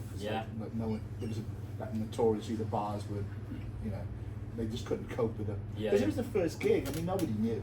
It's like, and they had to reduce they were worried that people jumping up and down, that the stadium would collapse. And the Millennium Bug causing havoc with the roof and everything, wasn't it? And everyone thought that, like, because everyone thought Millennium Bug was a real thing, that everything was going to stop working at midnight. What were you a bit worried that you were going to? I was too drunk by that point. we all ended up at Griff Reese's house at 4 a.m. completely wasted, But it was, we were hanging out with all the actors and because all the actors that came in that did the opening of the Welsh Assembly, they all came and did that show with us as well. Yeah. So we had Pat and the 4 actors all doing the tapestry. Oh, okay. And it was great. It was an amazing night, and yeah, the Manics were great. Then the Feeder were real good that night, and Furry. It was a great bill. Yeah, and you mentioned Griff Rhys there, which fast forward a few months into the new millennium, and I've actually, since I've written the book, come to think this is the crowning glory of the whole era. His mum in May 2000, so Super Furries could have been reeling after the demise of Creation Records, which is Oasis's label. Instead, they self-released this album, which is completely different sounding to anything they'd ever recorded. Could have alienated a fan base, and it's all in Cymraeg. Yeah. And it's the biggest selling Welsh album of all time. Apart from Bryn Terfel? Yeah, but that's didn't like get usurped by Bryn Terfel? I've looked into this, and it's some sort of the biggest classical album or something in Welsh language. So yeah. It was. I mean, it was pretty brave, but they, ultimately you've got to make music for yourself first, and I think they were making that record for themselves, right? I don't think there was any illusion it was going to be, they didn't have the sort of Rings Around the World budget or whatever. They were just making the record, and And you know, I got involved because I'd worked with them on the John Cale film, and so I came in and did all the Cardiff sessions. So Gore did all the North Wales sessions, I did the sessions in Cardiff Yeah. for it, and it was really good. It was just great songs on Oh, that it's record, brilliant. you Yeah, know. really standard And it stuff. didn't, you know, I'm not a Welsh speaker, and it's like, it didn't matter. It was just brilliant music. Yeah. And you know, and it's like, and yeah, it was pretty special actually. Yeah. And again, it's another one of those records in retrospect, like got people like yourself in your Yeah, generation are like, that was a really important record. Yeah. You know, for me, it was in a long line of lots of records Yes, that I made around yeah, that time, and some of them become really influential, and some of them are not. And it's like, but you don't really know until kind of time passes. Yeah. And now, you know, that album's looked back at as like a really seminal moment in Welsh music. Absolutely. In fact, you did a whole show on it, didn't you? We did, yeah, you were on it, yeah. And my final question for you for the night. So in conclusion, what is the legacy of Cool Cymru? It's just the records that were made, really. I think, you know, you can look past all the sort of, you know, the press and all the, you know, the sort of, you know, because it's just a memory now. Yeah. It's just us talking about, you know, we're reminiscing, we have a nostalgic thing. I'm more excited about what it helped, you know, the next generation of artists. I mean, there's Yeah. so many great artists now, you know, there's like, you know, at the time it was like me and Richard Jackson were the only real producers working in town, you know? And now, like, just on that table, there's like, you know, amazing producers, and there's a whole generation of great producers. Musicians gain the confidence. Yeah. It's like, well, I saw it in New Zealand when the Lord record was successful. Yeah. Musicians all of a sudden had this confidence that they could do it, right? And that's what it was like, you know, here. It was like, no longer are we the kind of poor relation. Yeah.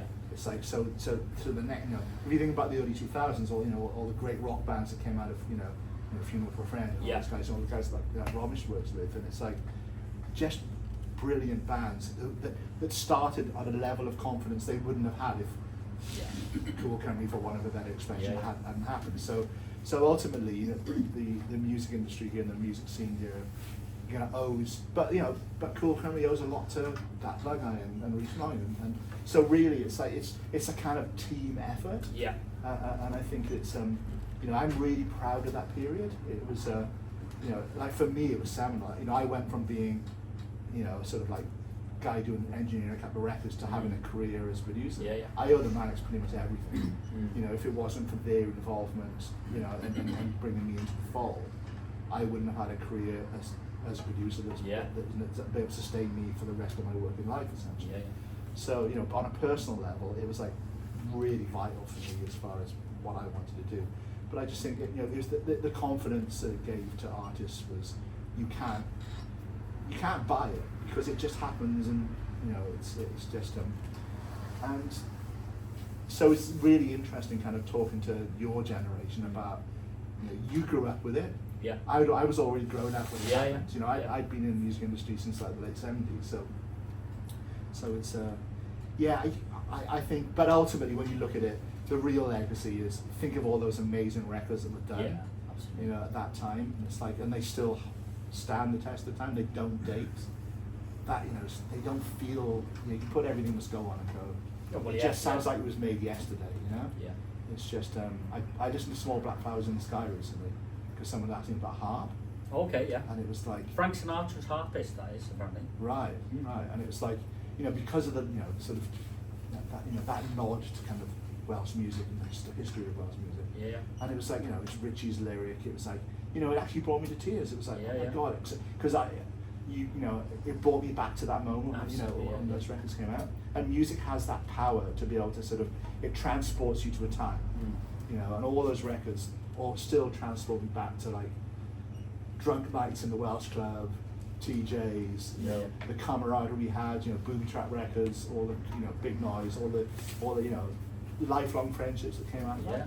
So yeah, I'm sort of, you know, I never thought we'd sit here talking about it, and Yeah. someone wrote a book about it. And it's a great book, by the way. Oh, and thank it's like, and yeah, so it's been yeah.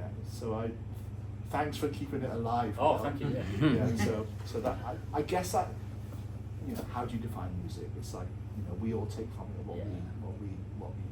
what we can, and so. But yeah, I appreciate the fact that you sort of want me to talk about it. So Oh, it's, thank you. Yeah, and it's thanks nice for to it. reminisce. But yeah, Yeah. I guess that's the legacy. Brilliant. Is there any questions? Hello, yes. I'm Dan. Hello. Yeah, thanks for this tonight. It's great. It was like I used to like watching Rock Family Trees with my dad Okay. years ago. It just kind of felt like that for me, revisiting that period where, as a very painfully shy, introverted teenager, spending time doing work experience at Big Noise, whether it was hoovering. Or I hope I wasn't too bad to you. Yeah. No, well, I mean, nothing therapy couldn't figure out, you know what I mean?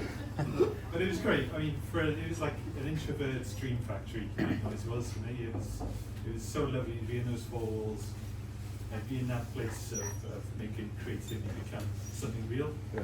And when you speak about a lot of the young sort of scene, technicians, roadies, producers in this sector, they are the real connectors between the artists. They don't really get a lot of credibility or recognition, probably. I mean, this is part of what we were trying to say at the time. It's like we were trying to convince the powers that be that it wasn't just about the music. It was about the crew, the road crews. It was about the amount of money and work it brought into the country. We really fought to be accepted as a legitimate industry. That, you know, we're bringing work and money and as well as the kudos that those artists brought in. So that was really the battle. The music kind of spoke for itself. It was that kind of you know, all those support industries and recording studios, and you know, it's that was kind of, you know, that was really important. It was like, so it's not just the legacy of the music, but it's like now, you know, people that I can be a producer, I can run a recording studio, I can do all those things. So yeah.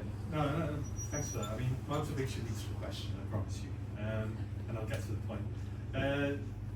For me, I kind of think of music being such a critical part of my own mental health when I was growing up. You know, heavily immersed in the Manics, Patrick Jones. I eventually got a sense of humour and sort of went into that with Radiohead, but yeah, it's very healing. Music is very healing. So when we think about how we can perhaps fit music into see it through a lens of the well-being of our future generations.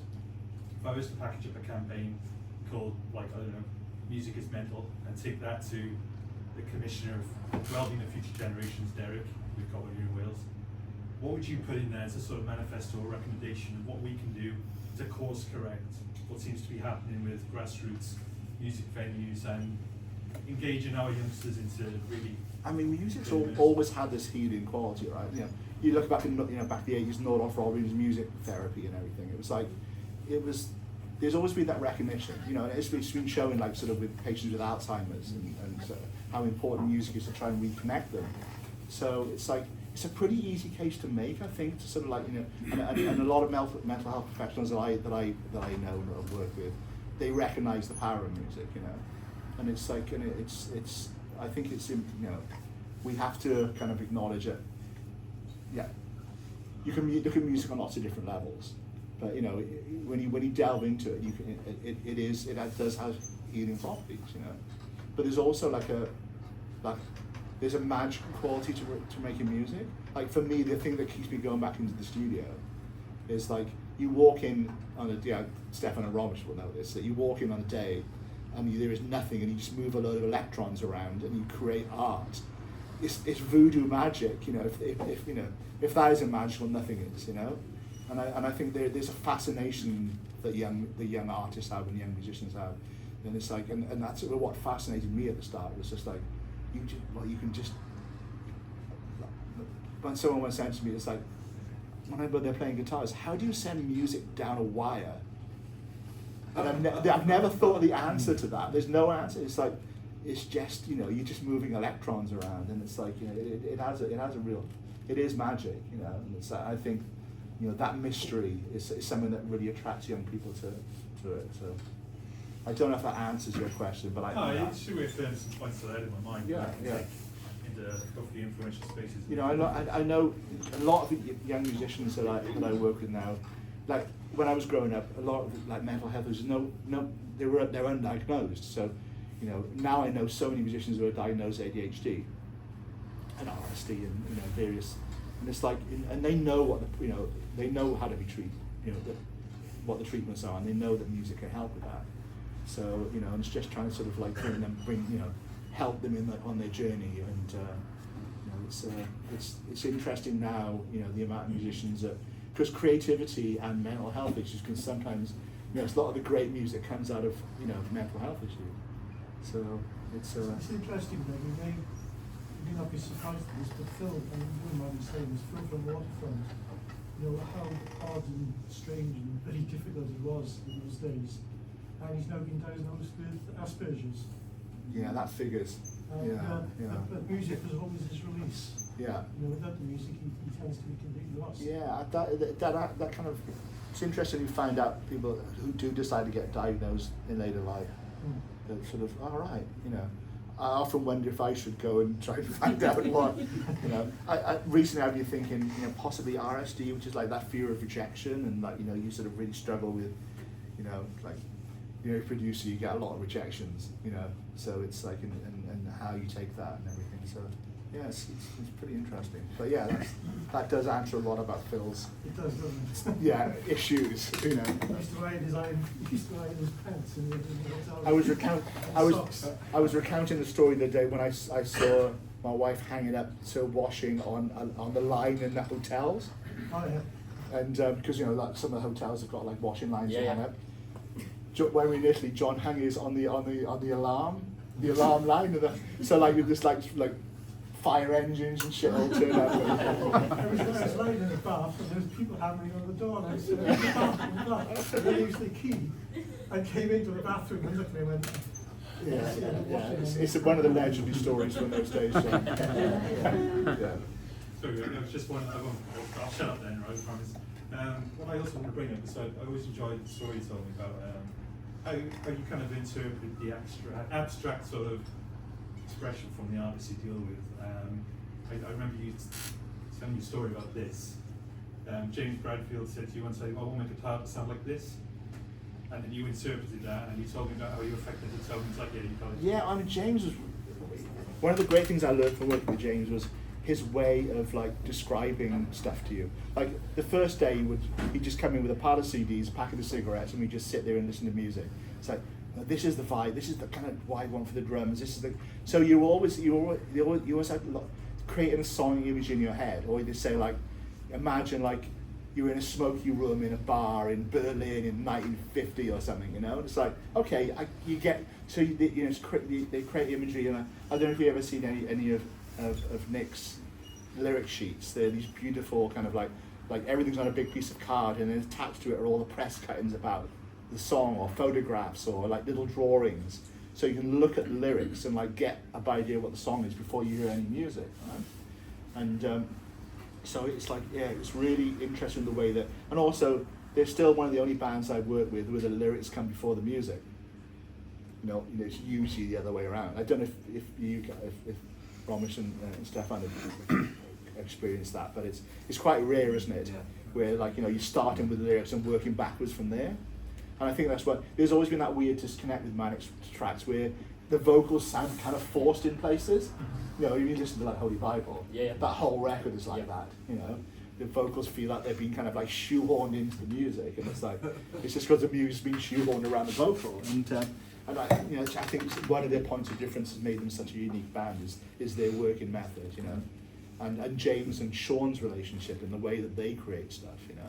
So if you think of, if you tolerate this, James Dean Bradfield, on that boing sound effect, he envisaged a comet flying across the sky, wasn't it? Yeah. And that's what Dave Ehringer came up with, wasn't it? Well, it was Nick Naismith, actually. Right, okay. And Nick, the Lord, who's like, I still work with the Lord a lot on sessions. In fact, he did some stuff for me in January, and it's, yeah, he was sort of, it was, I think it was Fender Rhodes through a kind of like mini Moog filter with a few effects pedals and stuff. But it's like, yeah, you kind of, as a producer, you kind of, you want that sound, that like the moment you hear it, you know, or that drum groove, like, you know, just like some Oasis tracks where you know from like 2 bars or 1 bar in what the song is, you know, those little moments, or that, you know, the Rock With You Phil at the start, you know, the Jackson track, you know, You know, that's it. You know, those little magical moments that kind of like you're all striving to sort of like, you know, to find those and yeah, it's they're really, a lot of my the Manics don't need a producer. James can do it, but what he's great at is describing to, and then you're there to interpret those ideas, you know, which is a really nice way to work. And I think that the designing idea of designing sonic images for a song, like I never start working on a song until I have a really clear vision for how it's going to finish, you know, process and musically. Yeah. So it's like, you know, you can weave the path, you know, on the way, but really you've got to have those kind of visions before, and I learned that from working with James. So, yeah. So any other questions? Oh, So, Feeder were Welsh. Because I've been Feeder for like 20 years. yeah, from Yes. Newport, yeah. They are. Well, Grant's Grant's was the only Grant's survivor. very good for that. Grant's from Chepstow, Yeah. but he is of Welsh heritage, I believe. And then John Is Lee. it that we're not just claiming them? No, and John Lee. It's not like Yeah, and Australia claiming all the New Zealand. Yeah. Crowded House are in New Zealand, Yeah. but they are not Australia. Yeah, and then John Lee was from Newport as well. Yeah. Oh, okay. But it's sorry. only because attacker and their new drummer now that it's just Grant now really. It's isn't just it? Grant, yeah. Yeah, okay. Yeah. Alright, okay, great. Yeah. it's- Been for years and years and years. Definitely, yeah. Yeah. Because Yeah, what it was. Temper, the band that spawned Feeder that I was in with Tim Lewis and Grant and Mark Shellard was like, yeah, that was a Welsh band. Yeah. Yeah. John's funeral was in Newport. It was a good Welsh Yeah, band. okay, yeah. Yeah. I knew John was, but I was always confused if, yeah, I think We've I answered- don't know if it was but English you music finally fans know saying, the yeah, answer. Yeah, it's like, oh, actually they're English. I used to work at the South Wales Echo and we were always trying to claim Welsh. We were like Paul Weller's nan was from Aberdeen. Yeah. Rubbish, like, yeah. Kylie Minogue. Kylie Minogue's the other one, yeah. Where is it? Bridgenway she's from? Merthyr, Merthyr, is it? Yeah. And you know, the band did some Callie's tracks. That's enough. Yes. She's Welsh. Yeah, she's Welsh. Yeah, She's yeah. Welsh. Yeah. You know, it's like once you get that association. So I'm glad we can answer your question. But Yeah, so it's been great. Yeah. Any So I guess I've not read the book, Yep. so apologies, but that's you said that was a point in time because you couldn't possibly deal with music history of Wales in 250 pages. Yeah. So that's a point in time. I think last week there was a film released about Fart Coffee and Yep. from the 80s, which I guess leads up into where your book Yeah. takes off. Yeah, So I guess the question is though, sorry, is there another chapter? What's right. What's, So- what's the sequel? What's the So next the chapter? intro covers the 60s until the end of the 80s, so Yeah. it covers all for Coffee Power and Akira and that, like, you know, around. And then the outro covers the 21st century. Okay. So basically, I Killed Eddie is a chance of a sequel, like the 21st century. 'Cause it took 3 years to do it. So yeah. Is there a sequel, not necessarily for you, what's the next chapter for Welsh music? We talked about the moon closing, grassroots, it's all shutting down.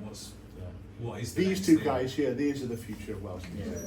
Romish and Stefan. It's like, you know, two of the finest producers I know, and they're here in Wales working, and it's like, it's yeah.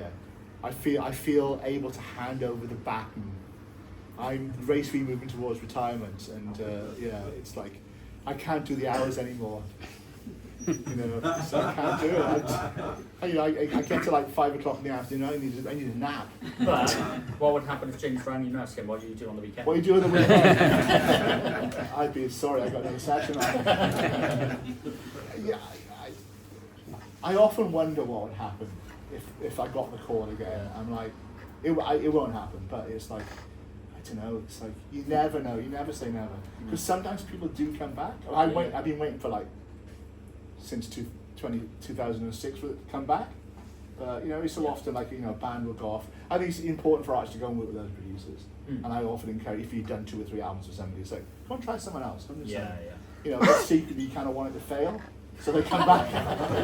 You know, it's like, you know, oh yeah, well, you know, I was really hoping it would work for you, but yeah, come back into the fold, you know, back, and I will protect you. I will, you know, look after your musical legacy. But yeah, it's I think it's, you know, really when you drill into it, you know, if you're gonna have a long-term health in the music sector, it's for want of better expression, the backroom staff. You know, it's your session musicians, it's your producers, it's your engineers, it's like, you know, because they can work across, like, music has a kind of, a finite amount of time for when an artist can really, there are obviously exceptions to this, but really the bulk of artists will have a finite amount of time where they have a career, right?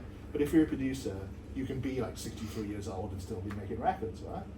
And if you're a songwriter, you can still be doing that. So really, the strength in industry is what I've been trying to do in New Zealand, is build up the production sector and the songwriting sector. We got a really interesting songwriting event that Stefan came to. We had sort of Welsh language artists and Maori artists all working in their, in indigenous languages. Yeah. And so, we sort of, we brought a lot of artists over, and it was quite a fun week, wasn't it? Yeah, it's amazing. Yeah. Yeah. Really good. Yeah. So it's, I think it's that interestingly, a lot of Maori artists and I have a lot, Maori artists I work with. It's like they look to Wales as kind of a really important example of how to use the language, creatively, but also, there's been a huge debate in New Zealand about bilingual road signs. It's like, all the right-wing politicians, like, you can't read two signs at the same time. I assure you can. If you go to North Wales and read two things at the same time, it can't be done, right? So, so it's like, it's just a non-debate, but so there's a real sort of desire to look to Wales as a good example. So it's so the idea of bringing both cultures together was it was pretty amazing. Like, I cried all week. It was like 20 years of working in Welsh music, 20 years of working in New Zealand music, and just seeing them coming together. It was really quiet. Every playback, I'd be like, I'm not crying, so do my eye. That's great. Anyone else? Yeah, do you have a question?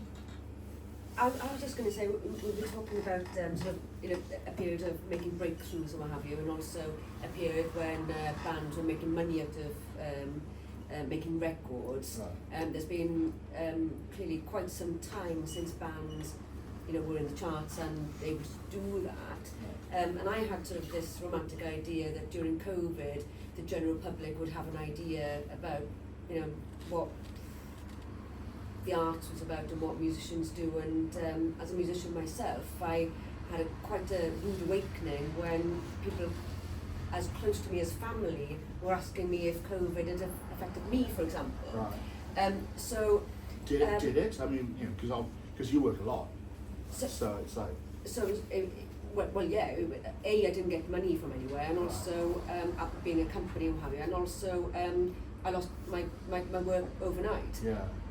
But I had this idea, like, what happened with Joe Wicks, that, everybody would sort of, learn Welsh language, and then all of a sudden everybody would sort of appreciate that all the movies they're watching, at home and what have you, they'd realise that the likes of us were creating all of that, But anyway, it didn't happen. But the question I'm getting to is, clearly music hasn't caught up with the internet and what have you. So,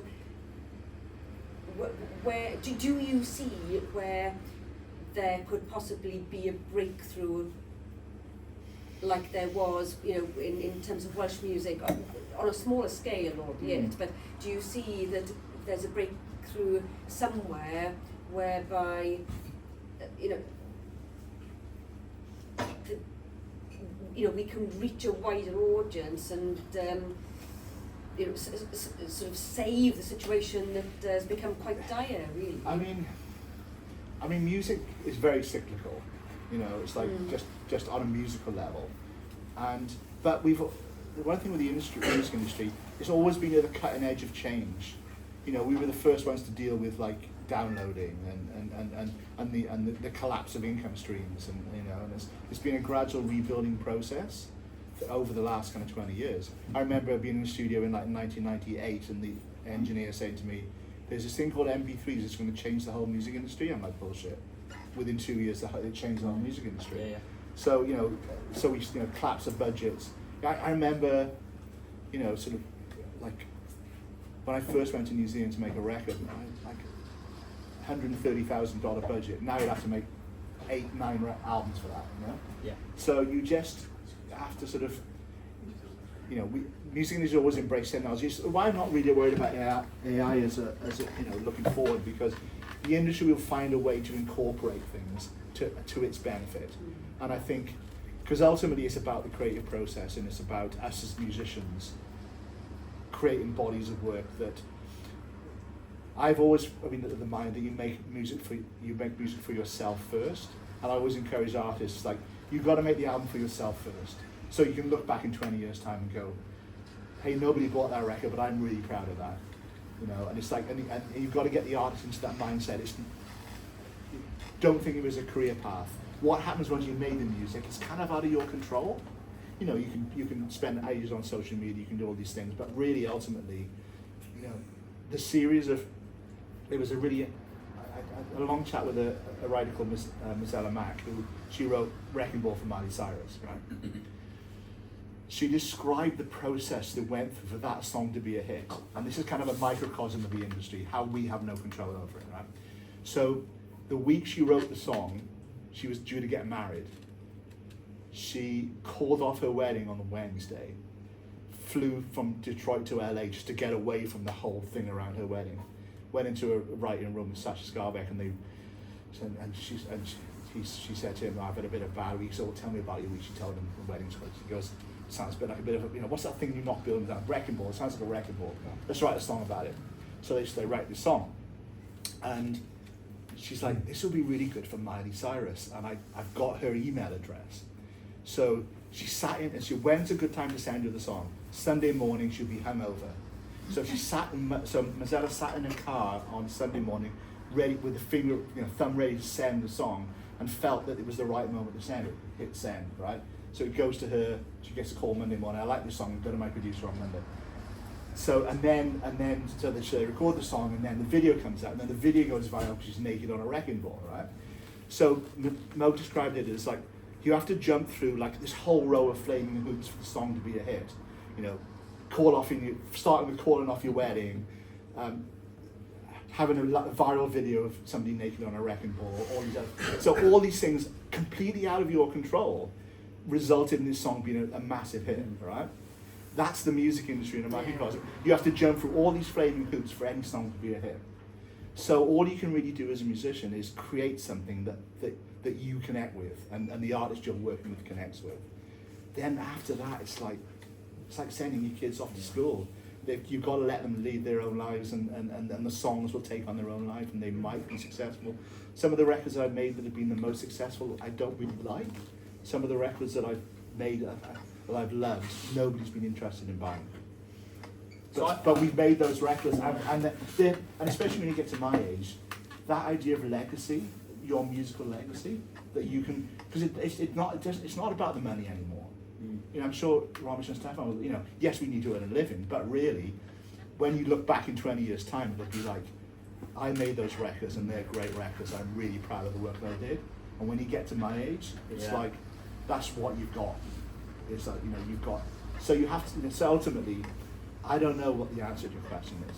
You know, I have more confidence in the industry than maybe others, because I know, you know, I've seen a lot of, you know, artists work and eventually something will happen, you know. So, but you know, we don't control that. That's the universe shit, you know. Ultimately, sliding doors decisions. You know. So I'm getting married next month. Would you recommend calling off? Call off, write a song. Get on the record. Get naked on the record. Please don't do that. But you see what I'm saying? It's like, you know, we can't any creative process we don't really control. Yeah. You know, all we control, like as producers particularly, we can work with our artists and we can make the best record we can possibly make. Yeah. Sometimes you'll make a great record and sometimes you'll make a not great record, right? But after that, it's like, that's just, you know, it's such, any creative process is such a nebulous thing. We can't control it. Yeah. And the mere fact that something like this happened, right? It's like, it's just lots of different things all happening at the same time. You know, what are the chances of having three of the biggest bands in the country all at the same time? You know, it's a rare thing, and it could well happen again. Yeah. So, But you'll be fine. You're a great musician. You'll be working all the time anyway. Oh, Yeah, it's fine. you know, it's like, you know, but you know, the joy has to be in the process. Exactly, yeah. And being in the performance. Like I've reverted to being a drummer quite a lot recently. Like I've been working with artists where I can play on the records again, because I missed being a musician. And I just spent so many years shouting at bad drummers. It's like, fuck this. I'm gonna excuse my language. I'm gonna start playing on the records myself again, and I'm gonna work with artists who need drummers. You know, I'll put band. And now I just get every member of my session band is a producer. It's like, what ideas you got? Great, that's brilliant. I'll try that. You know, so you become a filter for all these ideas, and just surround yourself with really good people and have a great team of people. But yeah, you've got to love. I mean, when you get into your 60s, you've got to love it because it's pretty hard. You know. Yeah. Ross. Greg, you still talk about records, you still talk about LPs. I get mocked by younger colleagues when they're buying records because everything's streamed now, and the whole shuffle generation. You know, you'll play one song, you might get impatient with it, 30 seconds, skip to the next. Yeah. But do you ever sort of despair that you're making a record and it's a body of work, you know, it's a sequence of songs that's meant to be listened in that order, like you read a novel or something. But when it's out there in the wider world, people might not consume it. Yeah. Somewhere. You know, I'm of a generation that consume music as albums, right? I want to know if the track on side 4, side 2 is any good, because that's where you bury all the shit songs. Right? So I often put an album, I go to that track and see if it's any good, right? And if it's good, it's like, oh, this album could be great. But I think there's upsides. I mean, it's been really interesting. Like I was chatting to the guy in the record shop in the market today for about an hour about, because you know it's all brand new vinyl in there. Everyone wants vinyl again, so it's like it's come full circle, and it's like starting to make records again. Like I changed my title to music producer for quite a few years, right? Not was a record producer, but it's like it's like it feels a bit like it's forced. So I've got I think.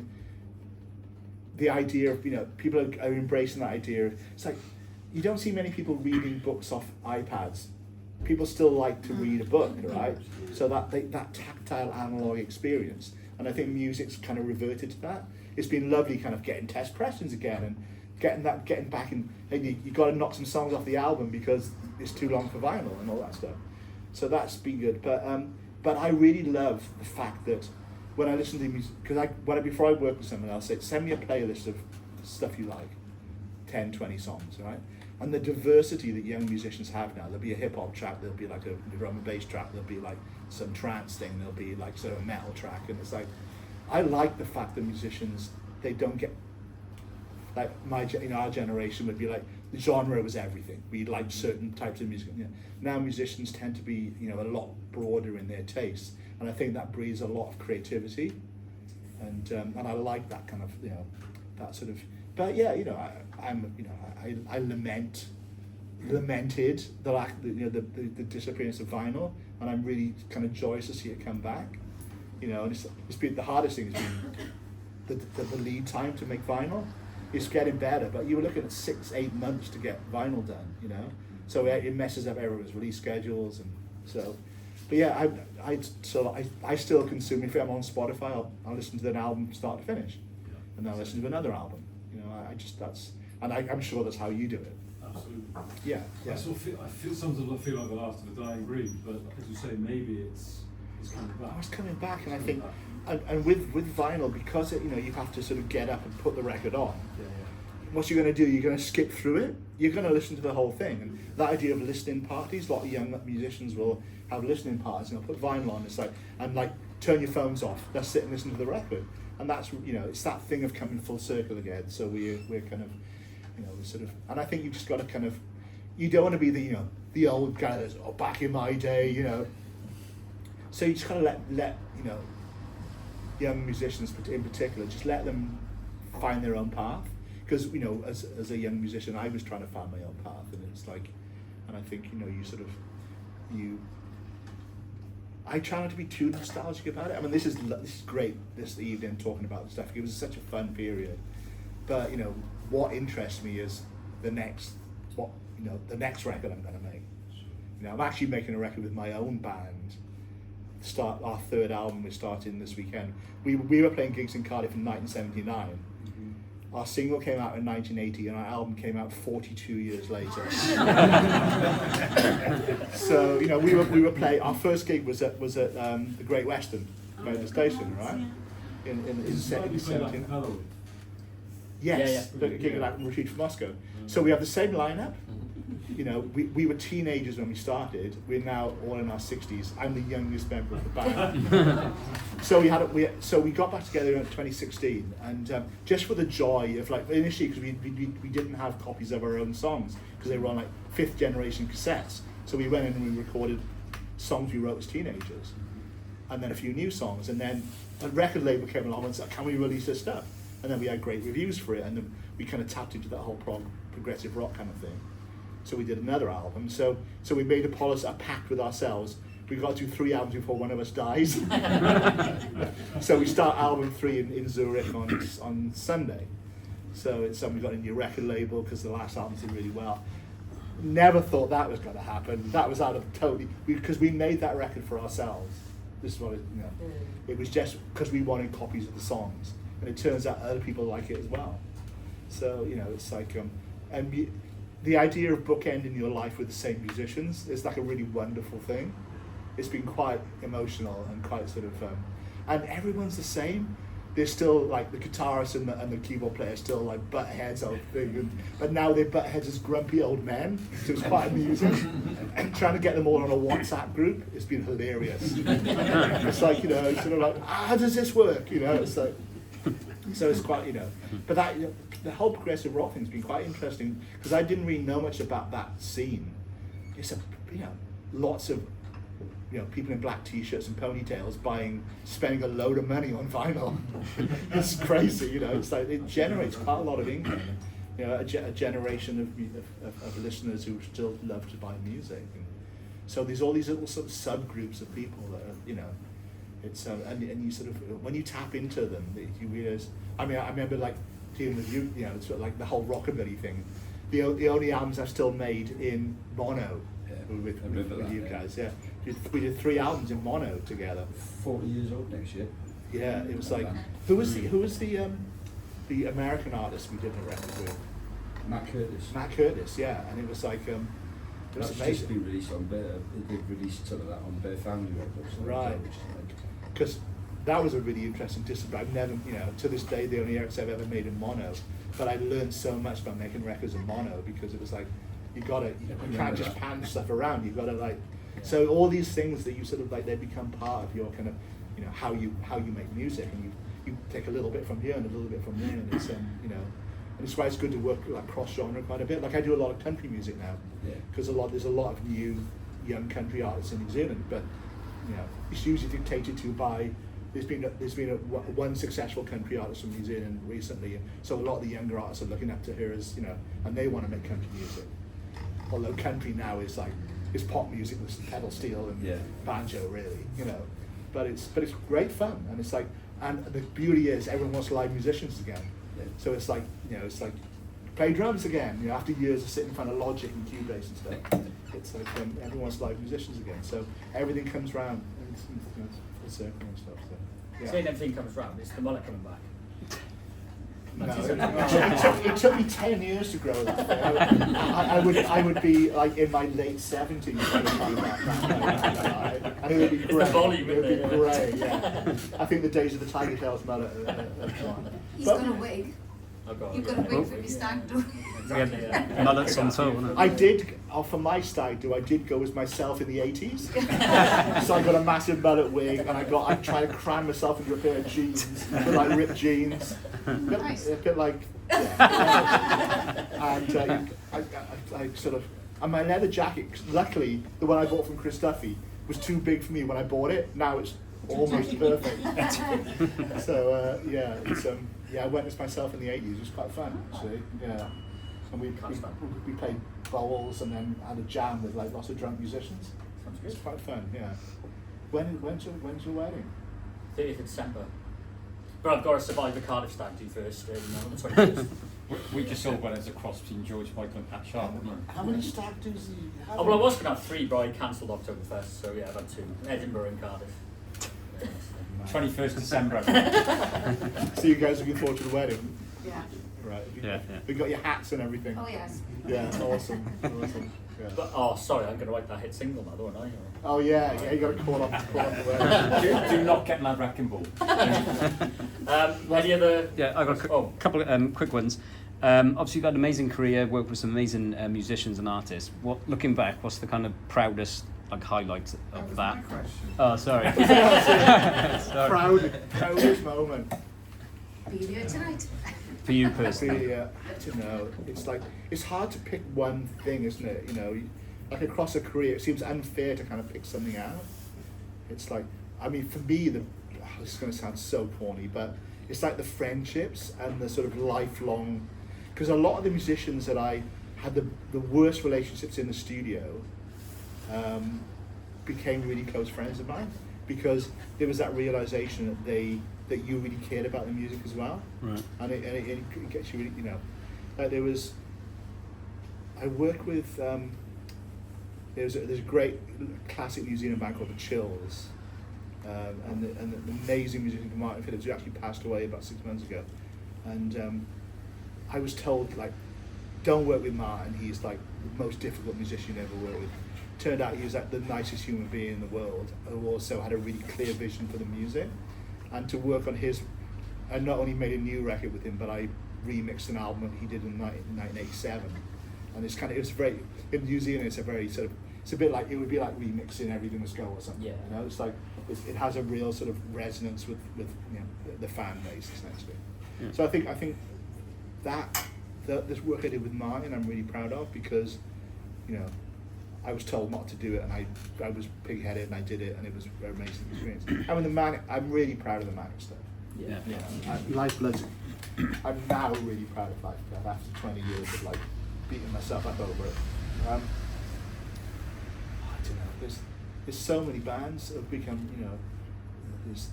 I still do a lot of work in Eastern Europe. A lot of the work I still do, and you know, there was a great band from Russia that I worked with years ago, and there's a really great band from Latvia, or, you know, bands that no one's ever heard of that they're like become lifelong friends, and I'm really proud of the records.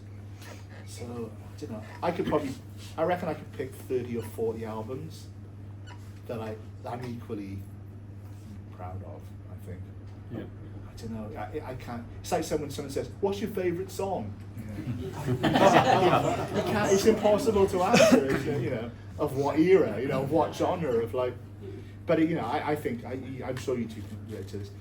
It's the experience of making the records, and that's what the records you enjoy. The records I don't really like, usually because I hated the people I was working with, and the records that I love are like those amazing memories of making those records. And yeah, it sounds corny, but it's all like, because making music, like producing records, it's not about snare drum sounds and guitar sounds. It's about communication and motivation, right?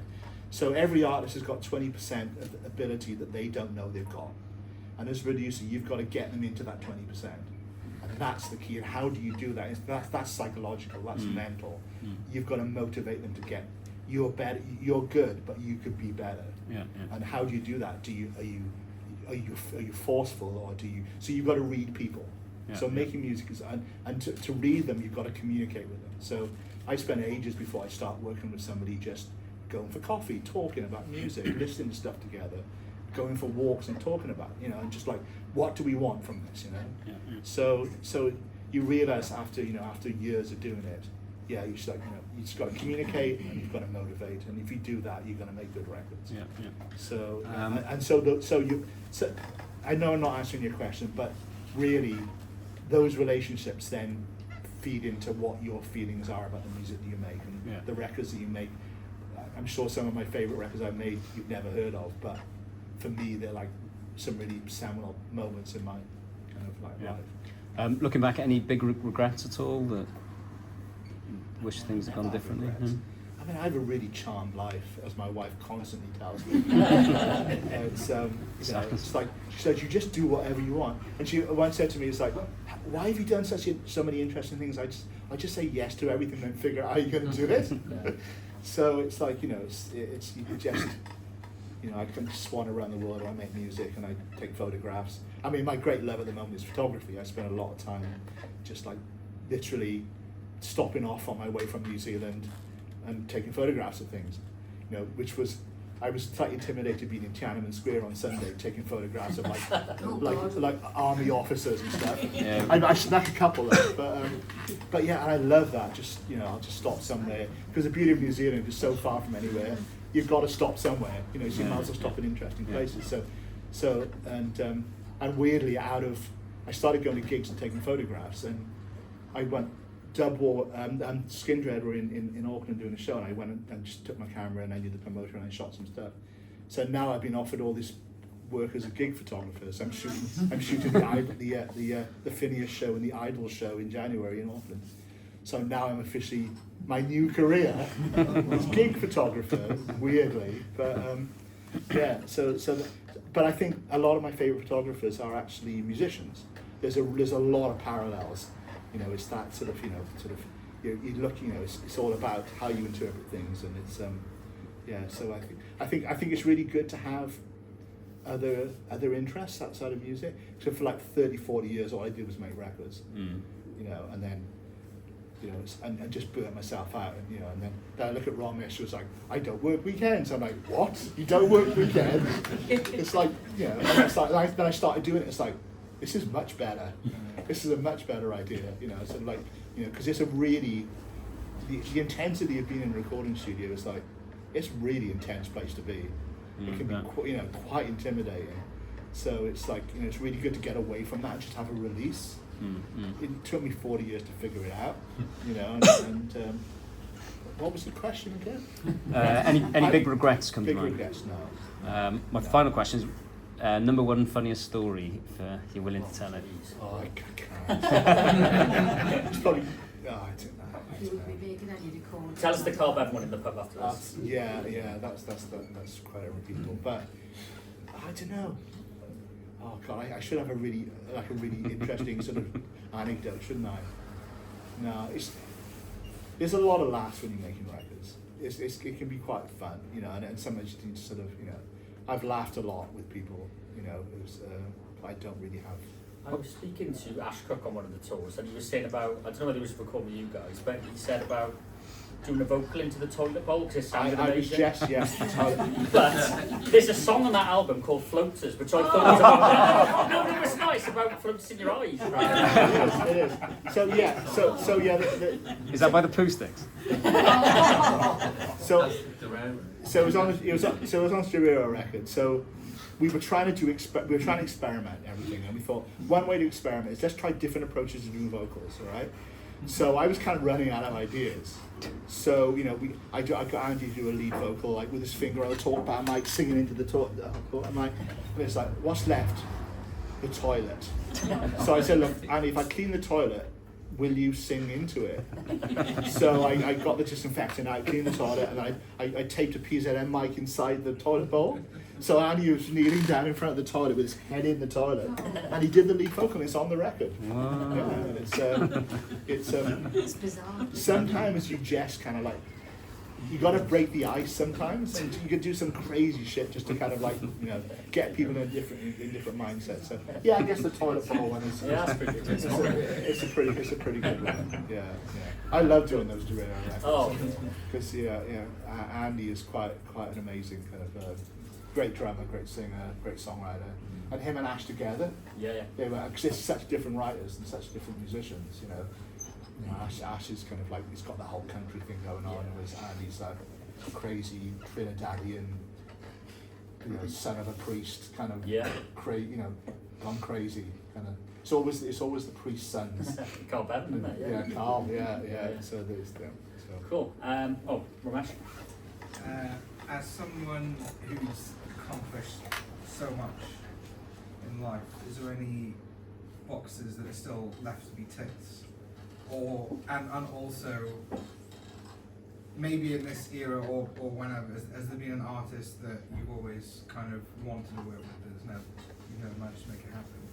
I'd love to do an instrumental record, like a Mogwai record or Sigur Rós or something, because I just love that. I just love that, you know, expansive instrumental music.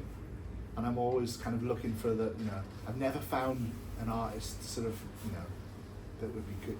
I've tried to introduce those elements into other people's records, but yeah, I'd love to do a Mogwai record. Just loud guitars and like dynamics. I love dynamics. So yeah, I think Mogwai or Sigur Rós, I think I'd love to do records with those guys. I'd love to have done a Bowie record, but you know, so it's when I was at Hansa, I was just fanboying. It's like I built the whole session around which bit of gear did Bowie use on this? Right. Yeah. So there's 3 pianos in the main studio. It's like, which one did he use? We're going to use that one. I don't care if it sounds like crap. Yeah. We're using that, you know. So it's the other cool thing about